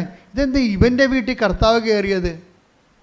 ഇവൻ്റെ വീട്ടിൽ നിന്ന് എങ്ങനെ കർത്താവ് ഭക്ഷണം കഴിക്കണമെന്ന് കേട്ടപ്പോൾ ആൾക്കാർക്കെല്ലാം മനസ്സിലായി സഖ്യവൂസും മത്തായിനെയും ദൈവം സ്നേഹിക്കുന്നുണ്ട് എന്ന് മനസ്സിലായി. അപ്പോൾ അവിടെ നിന്ന് ആൾക്കാരൊക്കെ പറയും, നിങ്ങളും വാ എന്ന് വേലിക്ക ഇങ്ങനെ തലപൊക്കി നിൽക്കുന്ന ആൾക്കാരൊക്കെ വിളിക്കും മത്തായിയുടെ വീട്ടിൽ നിന്ന്. അവരും വന്ന്, അവർ പണ്ട് മത്തായിനെ പൂജിച്ച ആൾക്കാരൊക്കെയാണ്, അവരും വന്ന് അവിടെ കൂടെ നിന്ന് ഭക്ഷണം കഴിച്ചിട്ട് ഇവരെ ഈ സ്നേഹത്തിൻ്റെ മുഖ്യധാരയെ കൊണ്ടുവരും. സഖ്യഭൂഷനാണെങ്കിൽ വല്ലാത്ത 2 പേരും പറഞ്ഞ്, മത്തായി പറഞ്ഞ്, കർത്താവേ എനിക്ക് പണി വേണ്ട കേട്ടോ, നിൻ്റെ സ്നേഹം ഉണ്ടെങ്കിൽ നിൻ്റെ തന്നെ മതി, ഞാൻ നിൻ്റെ കൂടെ വല്ല എഴുത്തും കുത്തുമായിട്ട് നടന്നേക്കാം. അങ്ങനെ മത്തായി കൂടെ പോന്നു. സഖ്യഭൂസ് പറഞ്ഞ, കർത്താവേ ജനത്തിന് എന്നെ വേണ്ട, ജനത്തിന് എന്നെ പുച്ഛമാണ്, ജനത്തിന് എന്നെ വൈരാഗ്യമാണ്. പക്ഷേ ഈ ജനം കണ്ട, ഈ ജനങ്ങളൊക്കെ നോക്കി നിൽക്കുമ്പോൾ നീ എൻ്റെ വീട്ടിൽ നിന്ന് ഭക്ഷണം കഴിച്ചില്ലേ, എനിക്കത് മതി, എനിക്ക് പിന്നെ ഈ സ്വത്തെന്തിനാ, എല്ലാം ഞാൻ കളയുകയാണ്, എത്ര വേണമെങ്കിലും ഞാൻ കൊടുക്കാം. എന്താണ്? നീ എന്നിന് വളർന്നാൽ മതി, ഞാൻ ചെറുതായാൽ മതി എന്ന്. കണ്ട സഖ്യഭൂഷ കണ്ട ശ്രുതികട ഹല്ലേലൂയ ഹല്ലേലൂയ ഹല്ലേലൂയ ഹല്ലേലൂയ ഹല്ലേലൂയ ഹല്ലേലൂയ മഹത്വം ആരാധന ഹല്ലേലൂയ ഹല്ലേലൂയ ആരാധന യേശുവേ ആരാധന ആരാധന ആരാധന യേശുവേ ആരാധന. അതായത് കർത്താവിൻ്റെ ഈ സ്നേഹമില്ലേ, എല്ലാവരോടും കാണിക്കുന്നൊരു സ്നേഹമുണ്ട്, ആരെയും എഴുതി തള്ളത്തില്ല. നീ ഒരു ഭയങ്കരമായ നിൻ്റെ സമൂഹവും സഭയും ഒക്കെ നിന്നെ ഇങ്ങനെ മാർജിനലൈസ് ചെയ്താലും കർത്താവ് മാർജിനലൈസ് ചെയ്യത്തില്ല. നിനക്കൊരു അവസരം തരും, നിനക്കൊരു ദിവസം തരും, നിനക്കൊരു ദിവസം ഉണ്ട്, അത് നിൻ്റെ രക്ഷയുടെ ദിവസമാണെന്ന് പറഞ്ഞുകൊണ്ട് കർത്താവ് വെയിറ്റ് ചെയ്യും. എത്ര കാലം വേണമെങ്കിലും കർത്താവ് നിനക്ക് വേണ്ടി വെയിറ്റ് ചെയ്യും. നിനക്ക് വേണ്ടി എത്ര കാലം വേണ്ടി വെയിറ്റ് ചെയ്യാനൊരു ദൈവം ഉണ്ടപ്പോൾ നീ എന്തിനാ വിഷമിക്കേണ്ട? ദൈവം പോയതല്ലേ. ശ്രുതികട ഹല്ലേലൂയ ഹല്ലേലൂയ ഹല്ലേലൂയ ഹല്ലേലൂയ യേശുവേ നന്ദി യേശുവേ ആരാധന യേശുവേ ആരാധന. അതായത് സ്നേഹം സ്നേഹത്തിലെ എല്ലാവരും പറയുവേ എൻ്റെ ഒരു പഴയ സ്നേഹിതനാണ്, ഇപ്പം ഞങ്ങൾ കണ്ടുമുട്ടിയിട്ട് കുറേ നാളായി. അതാണ് സംഭവം. അതായത് ഇപ്പോൾ അവർ നമ്മൾ കമ്മ്യൂണിക്കേഷൻ ഇല്ല. വാട്സപ്പൊക്കെ എടുത്ത് നോക്കുമ്പോഴേ പണ്ട് എന്നാ വിളിച്ചത് 2022 ഒരു മെസ്സേജ് വന്നതാണ്. ഇപ്പം ഞങ്ങൾ തമ്മിൽ കോണ്ടാക്റ്റ് ഒന്നും ഇല്ല.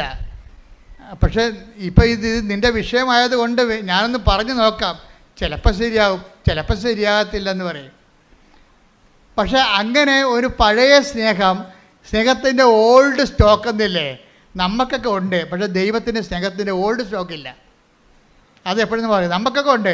എൻ്റെ ഒരു പഴയ സ്നേഹിതയായിരുന്നു, ഞങ്ങൾ ഒരുമിച്ച് പഠിച്ചതാണ്, ഇപ്പം എവിടെയാണോ ആവോ. നമ്മളങ്ങനെയല്ല പറയണത്. എൻ്റെ ഒരു പഴയ സ്നേഹിതയായിരുന്നു, കോളേജിൽ ഞങ്ങൾ ഒരുമിച്ചുണ്ടായിരുന്നു, ഇപ്പം എവിടെയാണോ ആവോ എന്ന് നമ്മൾ പറയണത്. പക്ഷേ ദൈവം പറയത്തില്ല, എനിക്ക് പണ്ടൊരു സ്നേഹിത ഉണ്ടായിരുന്നു, ഇപ്പം എവിടെയാണോ ആവോ. അങ്ങനെ ദൈവം നിന്നോട് പറയത്തില്ല.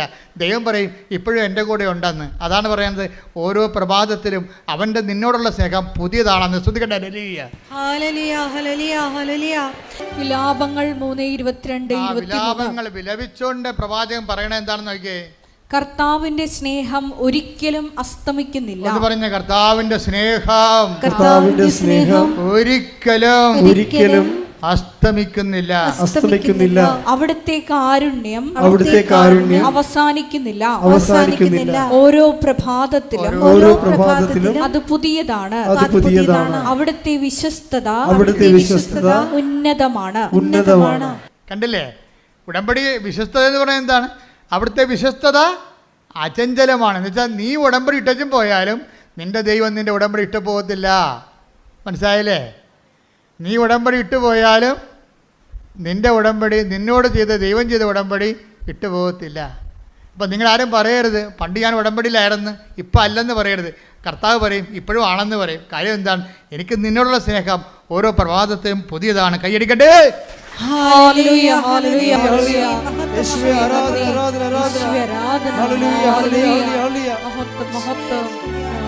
ഈ ദൈവസ്നേഹം ഉണ്ടല്ലോ മക്കളെ, ഈ ദൈവസ്നേഹം ഇപ്പം നിങ്ങൾ കണ്ടില്ലേ, മനസ്സിലായില്ലേ?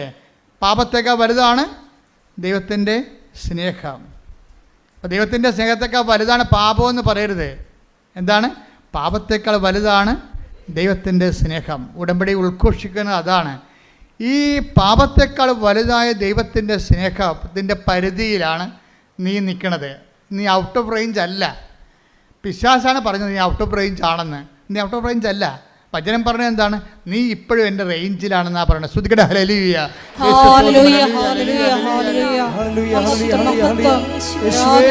അപ്പോൾ നിങ്ങളെ പാപത്തെ അഡ്രസ്സ് ചെയ്യാതിന് പകരം ദൈവസ്നേഹത്തെ അഡ്രസ്സ് ചെയ്യണം. അതിൻ്റെ ഫലം എന്താണ്? സ്നേഹത്തിൻ്റെ ഫലം എന്താണ്? സ്നേഹത്തിൻ്റെ ഫലം കൃപയാണ്. പറഞ്ഞ മനസ്സിലായില്ലേ? പാപത്തെ അഡ്രസ്സ് ചെയ്യാതെ എന്തിനെ അഡ്രസ്സ് ചെയ്യണം? ദൈവസ്നേഹത്തെ അഡ്രസ്സ് ചെയ്യണം. നിങ്ങളുടെ പത്രം കൊടുക്കുമ്പോൾ ദൈവസ്നേഹത്തെക്കുറിച്ച് കൊടുക്കണം. ഇന്നലെ ചാക്കോച്ച് ഒരു അപ്പച്ചൻ സാക്ഷ്യം പറഞ്ഞു. ചാക്കോച്ച് അപ്പച്ചൻ നമ്മുടെ ആദ്യം പറഞ്ഞ ജോസഫീന അമ്മച്ചിയുടെ ഭർത്താവാണ് ചാക്കോച്ച അപ്പച്ചൻ.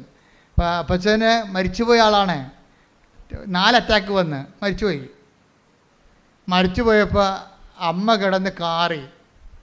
അമ്മ പണ്ട് 2019 ഉടമ്പടി എടുത്ത ആളാണ്. അപ്പം അമ്മ പറയണേ, കർത്താവ് അമ്മേ 2 കൊല്ലം കോവിഡായിട്ട് വരാൻ ഒത്തില്ല.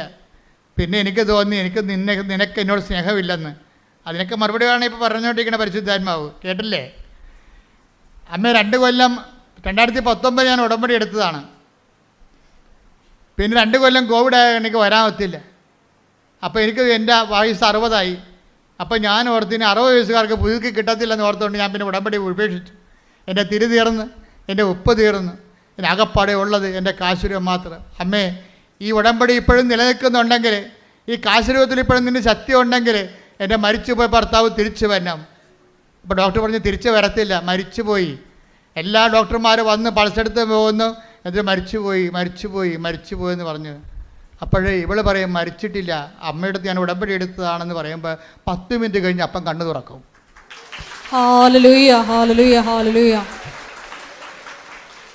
പരിശുദ്ധ പരമദിവ്യകാരുണ്യത്തിന് എന്നിട്ട് അപ്പം പറഞ്ഞൊരു വാക്കുണ്ട്. അങ്ങനെ പറഞ്ഞ അടിപൊളി വർത്തമാനാണ്. പണ്ട് ഞാൻ ഒരു പണി ചെയ്യായിരുന്നു. ഞാൻ കോവിഡ് കാലത്തൊക്കെ ഇവിടെ വരുമായിരുന്നു. കോവിഡ് കാലത്ത് ആരും ഇവിടെ വന്നില്ലല്ലോ. വന്നിട്ടുണ്ടായിരുന്നു, ഒത്തിരി ആൾക്കാർ വന്നായിരുന്നു. വന്ന് വാതിക്കൽ നിന്ന് മാതാവേ എന്ന് വിളിച്ചിട്ട് പോകും. അത് വലിയൊരു കാഴ്ചയായിരുന്നു, സഹിക്കാനാവാത്തൊരു കാഴ്ചയായിരുന്നു. അമ്മേ എന്നൊക്കെ വിളിച്ചിട്ട് പോകും. അവിടെ ആ ഗേറ്റ് പൂട്ടിക്കിടന്ന ഗേറ്റേ കണ്ടുകൊണ്ട് പോലീസൊക്കെ ഇവിടെ നിൽക്കുകയായിരുന്നു. ആരോടാണ് ഞങ്ങൾ സംസാരിക്കണത്?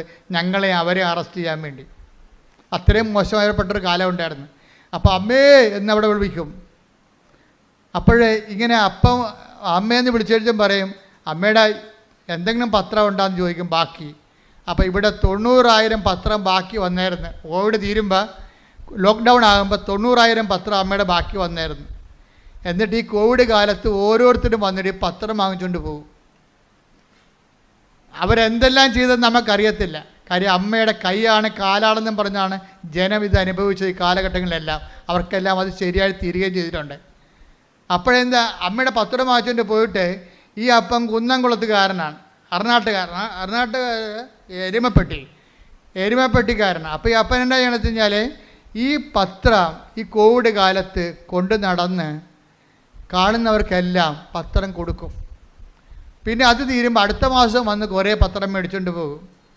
അമ്മയാണ് ഉടമ്പടി എടുത്തത്, അപ്പനാണ് ജോലി ചെയ്യണത്. എന്നിട്ട് ഈ അപ്പൻ അമ്മയോട് പറയും, അമ്മേ വെയിലത്ത് കൊണ്ട് ഈ പത്രം കൊണ്ട് നടക്കണേ. കോവിഡ് കാലത്ത് പത്രം കൊണ്ട് നടക്കുമ്പോൾ അപ്പൻ അമ്മയോട് പറയും, ആരോട്? പരിശുദ്ധ അമ്മയോട് പറയും, അമ്മേ നിൻ്റെ ജോലിയാണ് ഞാൻ ചെയ്യണത്, നിന്നെയും ചുമന്നുകൊണ്ട് നടക്കുകയാണ്, ഈ ചുമട്ടുകുരിയെങ്കിലും തരണേ. തമാശ പറയണതാണ്. കാര്യം അവർക്കൊക്കെ സംസാരിക്കാനുള്ള സ്വാതന്ത്ര്യമുണ്ട്. ദൈവത്തിൻ്റെ സ്നേഹത്തിൻ്റെ ഒരു ഗുണവതാണ്. ദൈവത്തിൻ്റെ സ്നേഹം നമ്മളോട് തെമ്മാടിത്തരം ദൈവത്തോട് പറയാൻ നമുക്ക് ഒരു സ്വാതന്ത്ര്യം കിട്ടും. ഞാൻ കുറേ അമ്മയോട് അങ്ങനെയൊക്കെ പറയുന്ന ആളാണ്.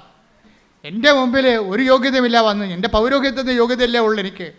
പിന്നെ ഞാൻ ചെയ്ത സുവിശേഷ വേല അത് എന്നേക്കാൾ ചെയ്ത എത്രയോ പേരുണ്ട്. അപ്പോൾ എന്നിട്ട് എന്തുകൊണ്ടാണ് ഈ കൃപാസന ആൾക്കാരെ വന്ന് സമയഘടികാരം കാണിച്ചത് എന്നൊരു വല്ലാത്തൊരു സ്നേഹം തോന്നിയിട്ടില്ലേ? അപ്പോൾ ആ ഒരു സ്വാതന്ത്ര്യം നമുക്കുണ്ട്. ആ സ്വാതന്ത്ര്യം എടുത്തിട്ടാണ് ഞാൻ നിങ്ങളുടെ ചില കാര്യങ്ങൾ സെറ്റ് ചെയ്യണത്. അപ്പോഴേ ഈ അപ്പൻ എന്താ പറയണം, അമ്മേ ഞാൻ നിന്നെയും ചോദിച്ചുകൊണ്ട് വെയിലത്ത് നടക്കുകയാണ്, ഈ ചുമട്ടുകുരിയെങ്കിലും തരണേ. പക്ഷേ പുള്ളിക്കാരൻ തമാശന് പറഞ്ഞതാണ്. പക്ഷേ പുള്ളിക്കാരത്തി അത് കാര്യമായിട്ട് എടുത്ത്. ഈ 4ാമത്തെ അറ്റാക്കിൽ ആൾ വീണുപോയി, മരിച്ചതിന് ഡോക്ടർ വന്ന 3-4 ഡോക്ടർമാർ മരിച്ചെന്ന് പറഞ്ഞാണ്. പെട്ടെന്ന് ചാര നിറത്തിൽ ഒരു സ്ത്രീ വരും. അപ്പോൾ ഈ മനുഷ്യൻ ചെളിയിൽ മണ്ണിൻ്റെ അടി പൊണ്ട് ചെളി കിടക്കുകയാണ്. ഈ ചാര നിറത്തിൽ ചെളിയിലോട്ട് ഇറങ്ങി നിന്നിട്ട് ഈ മനുഷ്യൻ്റെ കയ്യെ കൂടി പിടിച്ച് വലിച്ച് മേലായിട്ട് പുറത്തോട്ട് എടുക്കണ ഇയൊക്കെ ഓർമ്മയുണ്ട്. അപ്പോൾ ഇയാളുടെ കണ്ണ് തുറക്കും. അപ്പോഴേ ആ ചേച്ചി വന്ന് പറയും, ഞാൻ ഉടമ്പടി മാതാവിനെ ഈ കാശുരം മാത്രമേ എൻ്റെ കയ്യിലുള്ളൂ, ഈ വെന്റിലേറ്ററിനെ പുറകുന്നതുകൊണ്ട് ഞാൻ വിളിക്കുകയായിരുന്നു, എൻ്റെ ഉടമ്പടി മാതാവേ എനിക്ക് വേറെ ആരുമില്ല, എൻ്റെ ചേട്ടൻ മാത്രമേ ഉള്ളെന്ന് പറയുമ്പോഴും ഈ ചെളിയിൽ നിന്ന് പിടിച്ച് ചാര നിറത്തിലുള്ള ചേടത്തി ഈ ആളെ പൊക്കിക്കൊണ്ട് വരണത് ഒരേ സമയത്താണ്. അപ്പോൾ അവർക്ക് രണ്ടുപേർക്കും മനസ്സിലായി കൃപാസനത്തിൻ്റെ ഉടമ്പടി നിന്ന് ഫലിക്കുകയാണ്. അന്ന് പറഞ്ഞില്ലേ, അമ്മേ ചുമട്ടുകൂരിയെങ്കിലും തരണേന്ന് ചോദിച്ചപ്പോൾ ചുമട്ടിന് എടുത്തുകൊണ്ട് വന്ന ആരാണ്? അമ്മയാണ്. ചുമട്ട് കൂരിയല്ല കൊടുത്തത്, അവനെ തന്നെ ചുമക്കണം അമ്മ ചെയ്തത്. ശ്രുതികട്ടെ ഹല്ലേലൂയ.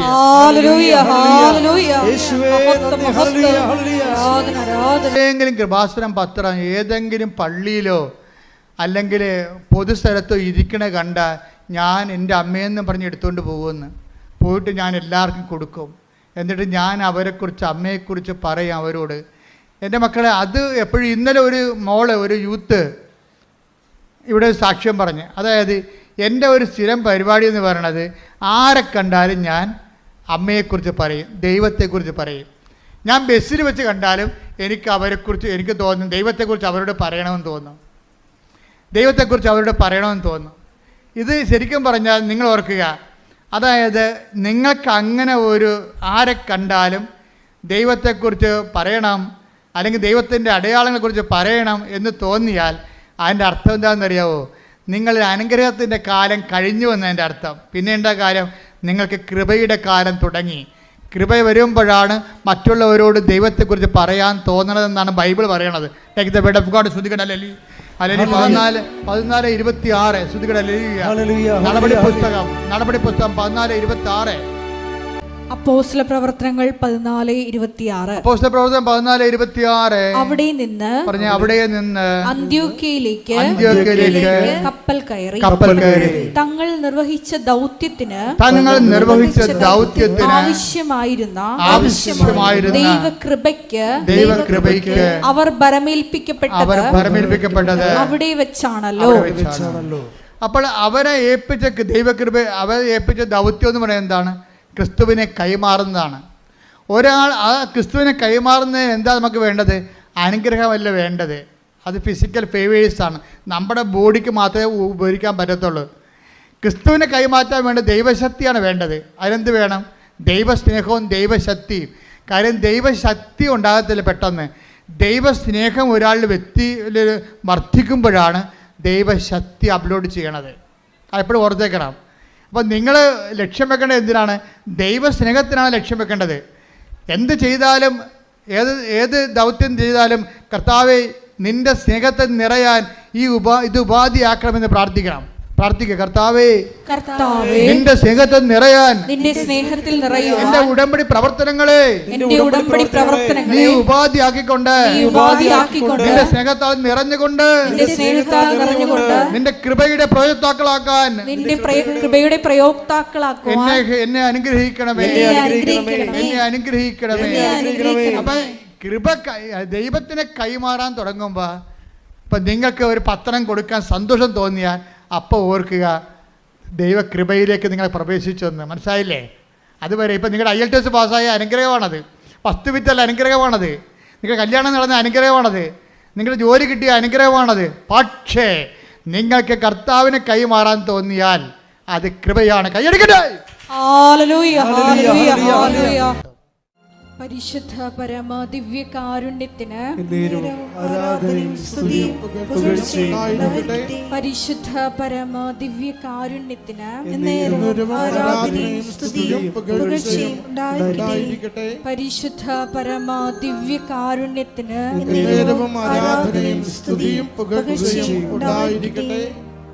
ദിവ്യകാരുണ്യനാഥ, സാക്ഷ്യങ്ങളിലൂടെ ഞങ്ങളോട് സംസാരിച്ച ദൈവസ്നേഹത്തിന് ഞങ്ങൾ നന്ദി പറയുന്നു. മരിയൻ ഉടമ്പടി അത് നമ്മൾ ഓരോരുത്തരും ദൈവത്തോട് ചെയ്യുന്ന വലിയ വാഗ്ദാനമാണ്. അത് നിത്യതയോളം നിലനിൽക്കുന്നു. കാരണം അതിൻ്റെ മറ്റൊരു കക്ഷി ദൈവമാണെന്നുള്ള വലിയ ബോധ്യം ഞങ്ങൾക്ക് നൽകിയതിന് നന്ദി പറയുന്നു.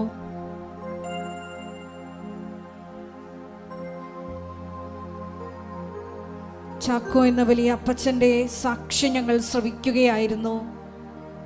2019 വിശ്വസ്തതാപൂർവം ചെയ്ത മരിയൻ ഉടമ്പടിയുടെ പ്രതിഫലനങ്ങൾ വർഷങ്ങൾക്കിപ്പുറം 4ാമത്തെ ഹാർട്ട് അറ്റാക്കിൽ ജീവൻ തിരിച്ചു കൊടുത്തുകൊണ്ടാണ് ദൈവമാതാവ് ആ മകനോട് കരുണ കാണിച്ചത്.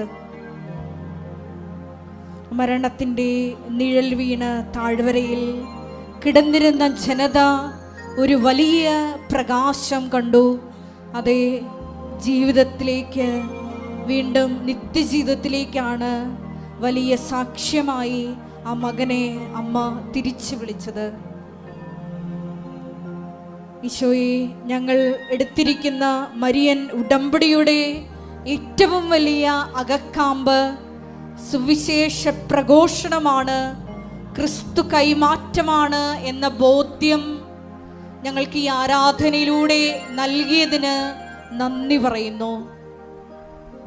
ദൈവകൃപ ഒരു വ്യക്തിയിൽ വന്ന് നിറയുമ്പോഴാണ് ഈശോയെ സുവിശേഷ കൈമാറ്റത്തിനുള്ള വലിയ ദൗത്യം ഞങ്ങൾക്ക് നിർവഹിക്കാൻ കഴിയുക എന്ന് തിരുവചനത്തിലൂടെ അങ്ങ് ബോധ്യപ്പെടുത്തി ഞങ്ങൾക്ക് തന്നുവല്ലോ. ഈ ആരാധനയിലൂടെ മത്തായിയുടെ സുവിശേഷം 6:33 അനുസരിച്ചുകൊണ്ട് ആദ്യം അവിടുത്തെ രാജ്യവും അവിടുത്തെ നീതിയും അന്വേഷിച്ചുകൊണ്ട് ബാക്കിയുള്ളതെല്ലാം ഈശോയെ നീ ചേർത്ത് നൽകുമെന്ന് വിശ്വാസത്തോടെ ദൈവസ്നേഹത്തോടെ മുന്നേറുവാൻ ഈ ആരാധനയിലൂടെ ഞങ്ങൾക്ക് പ്രത്യേകമായ കൃപ നൽകണമേ. സുവിശേഷ കൈമാറ്റത്തിനുള്ള വലിയ കൃപ നൽകണമേ. ആരെ കണ്ടാലും ഒരവസരം കിട്ടിയാൽ ഈശോയെ നിന്റെ നാമം മഹത്വപ്പെടുത്തുവാൻ, അത് ഇടയാക്കുവാൻ, ഈശോയെ ആ സമയം പ്രയോജനപ്പെടുത്തുവാൻ പ്രത്യേകമായ കൃപ ഞങ്ങൾക്ക് നൽകണമേ.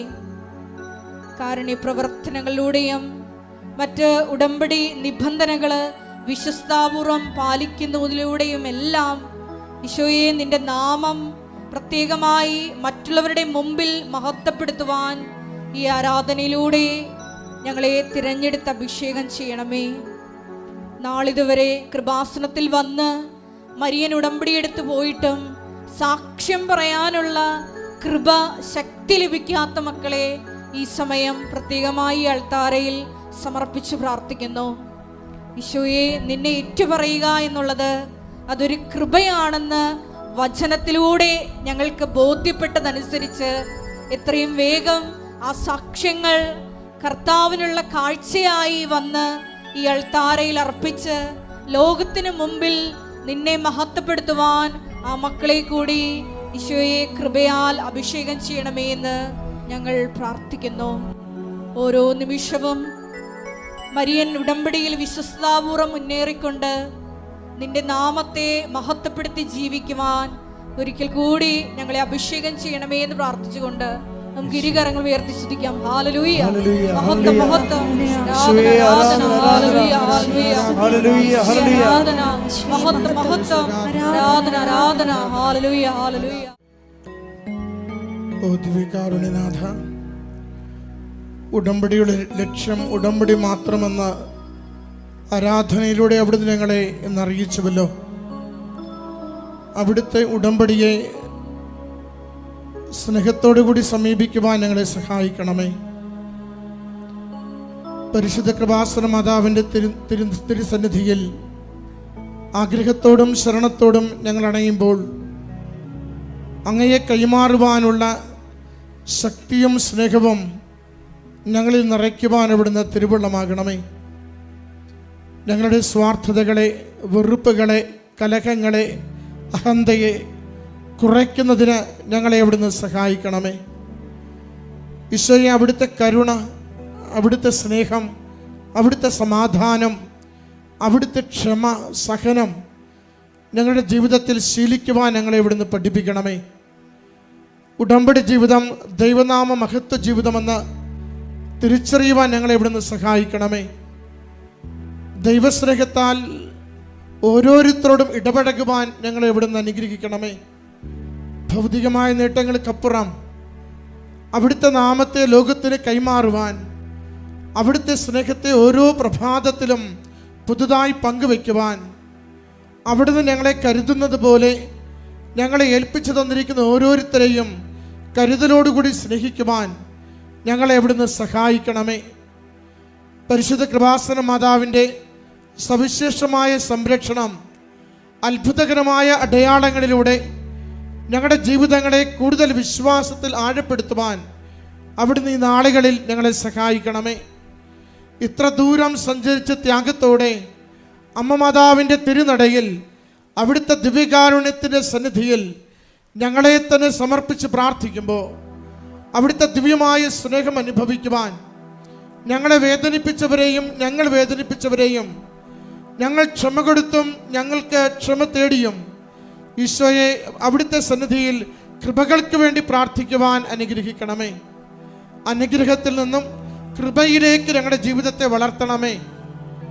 ഈശോയെ, ഞങ്ങളുടെ താൽക്കാലികമായ നന്മകൾക്ക് വേണ്ടി ആവർത്തിച്ച് പ്രാർത്ഥിക്കുന്നതിനപ്പുറം അവിടുത്തെ നാമത്തെ കൂടുതൽ പേരിലേക്ക് കൈമാറുന്നതിന് ഞങ്ങളുടെ ജീവിതത്തെ വളർത്തുവാൻ അവിടുന്ന് അനുഗ്രഹിക്കണമേ. ഉടമ്പടിയിൽ ഞങ്ങൾക്ക് ആഴപ്പെട്ട ബോധ്യങ്ങൾ നൽകണമേ. ഉടമ്പടി ജീവിതത്തിൽ ഞങ്ങൾക്ക് വളർച്ച നൽകണമേ. ഞങ്ങളുടെ സ്വാർത്ഥതകളെ കുറച്ചുകൊണ്ട് അവിടുത്തെ സ്നേഹത്തിന് വളരുവാൻ ഞങ്ങളെ സഹായിക്കണമേ.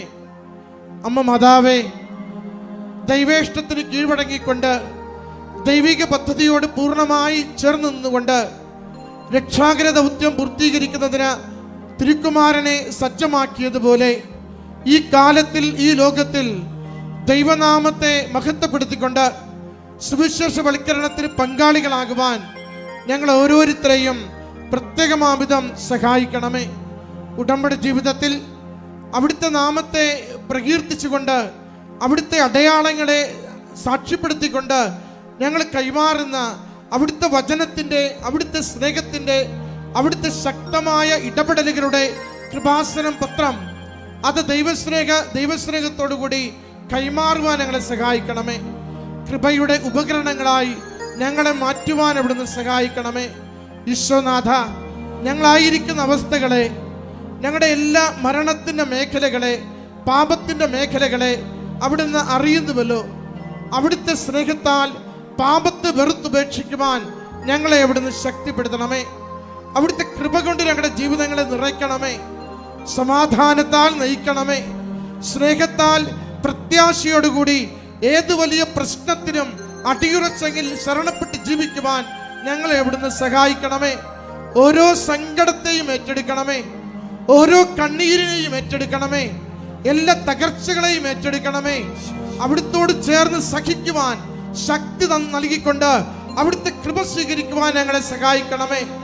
ഞങ്ങളുടെ എല്ലാ ക്ലേശങ്ങളിലും, ഞങ്ങളുടെ എല്ലാ ദുഃഖങ്ങളിലും ഈശോയെ അവിടുത്തെ നാമം മഹത്വപ്പെടട്ടെ. ഞങ്ങൾ ഇല്ലാതായാലും മരണപ്പെട്ടാലും അവിടുത്തെ നാമം മഹത്വപ്പെടട്ടെ. അങ്ങയ്ക്ക് വേണ്ടി ഓരോ നിമിഷം ജീവിക്കുവാൻ ഞങ്ങളെ അവിടുന്ന് സഹായിക്കണമേ. പ്രയോജനരഹിതരായ ദാസന്മാരെ പോലെ ഉത്തരവാദിത്തങ്ങൾ നിർവഹിച്ചുകൊണ്ട് ദൈവനാമത്തെ പ്രകീർത്തിക്കുന്നതിന് വേണ്ടി ഈ ഉടമ്പടി ജീവിതം ഉപയോഗിക്കുവാൻ ഞങ്ങളെ അവിടുന്ന് സഹായിക്കണമേ. ഈശോയെ, ഈ നിമിഷങ്ങളിൽ ഞങ്ങളുടെ ആത്മശരീരങ്ങളിലൂടെ, മനസ്സുകളിലൂടെ കടന്നു പോകുന്ന ഓരോ നിയോഗത്തിന്റെ മേലും, ഞങ്ങൾ ആഗ്രഹിച്ച് പ്രാർത്ഥിക്കുന്ന എല്ലാ അപേക്ഷകളുടെ മേലും അവിടുത്തെ ആശീർവാദത്തിന്റെ വലതുകരം വിരിക്കണമേ. ഈശോയെ, അവിടുത്തെ സ്നേഹിക്കുവാൻ ഞങ്ങളെ സഹായിക്കണമേ. ഈശോയെ, അവിടുത്തെ കൃപ നിറയും വിധം അവിടുത്തെ ശക്തി നിറയുവാൻ അവിടുന്ന് സഹായിക്കണമേ. ഈശോയെ, അവിടുത്തെ കൈമാറുന്നതിന്, അവിടുത്തെ കുറിച്ച് സംസാരിക്കുന്നതിന് ഞങ്ങളുടെ അധരങ്ങളെ അവിടുന്ന് ശക്തിപ്പെടുത്തണമേ. ഞങ്ങളുടെ ഹൃദയത്തിൽ അവിടുത്തെ വചനം നൽകി സഹായിക്കണമേ. അവിടുത്തെ ദിവ്യ സ്നേഹത്താൽ ഞങ്ങളെ നിറയ്ക്കണമേ. ഒരുമിച്ച് അവിടുത്തെ നാമത്തെ മഹത്വപ്പെടുത്തി സ്തുതിച്ച് പ്രാർത്ഥിക്കുന്നു. ഹല്ലേലൂയ. യേശുവേ, സ്തുതി കർത്താവേ, ആരാധന മഹത്വം കർത്താവേ, നന്ദി കർത്താവേ, സ്തുതി കർത്താവേ. അവിടുത്തെ നാമത്തിന് മഹത്വം കർത്താവേ, അവിടുത്തെ കൃപയാൽ നിറയ്ക്കണമേ കർത്താവേ. ഹല്ലേലൂയ, സ്തുതി കർത്താവേ. എല്ലാവരും മുട്ടി നിൽക്കുക, കൈകൾ കൂപ്പി ഭക്തിയോടെ നിൽക്കണം.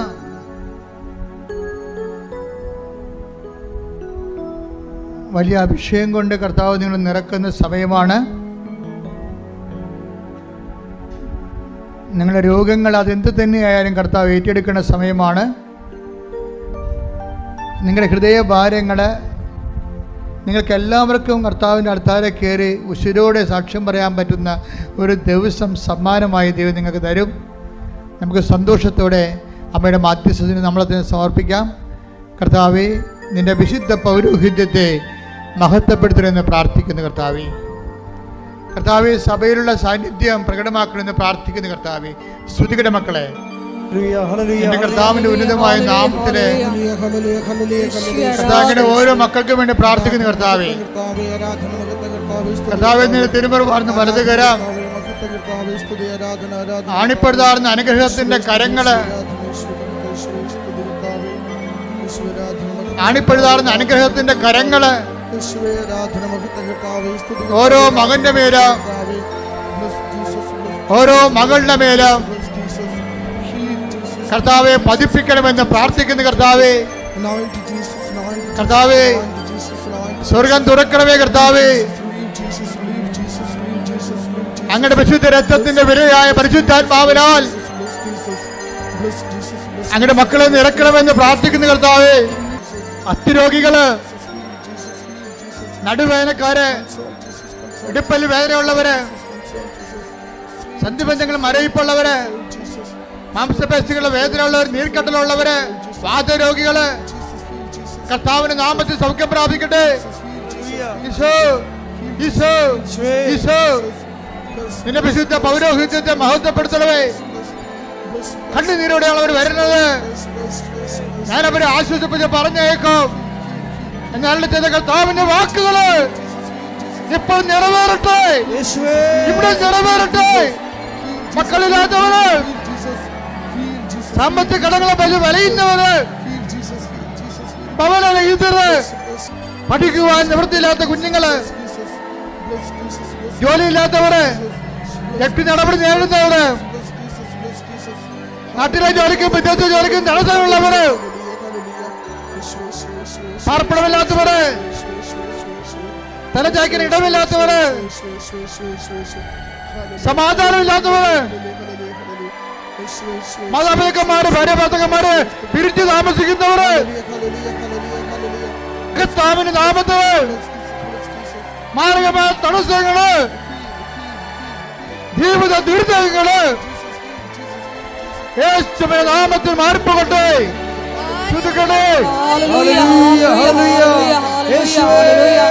എന്റെ മക്കളും മൗനമായിട്ട് കർത്താവിനെ നിന്റെ ജീവിതത്തിന്റെ അവസ്ഥകളെ ഈശോയെ ഏൽപ്പിച്ച് പരിശുദ്ധ അമ്മയുടെ മാധ്യസ്ഥത്തില്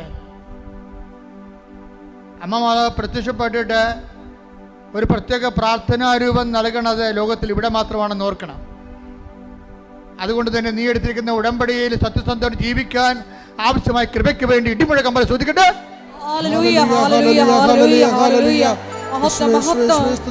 അധിക കൃപ നൽകണമേ.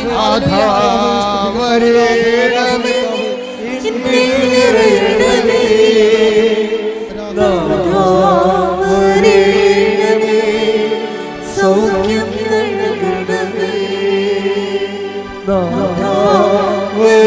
നൽകണമേ, എന്നിൽ നിറയണമേ,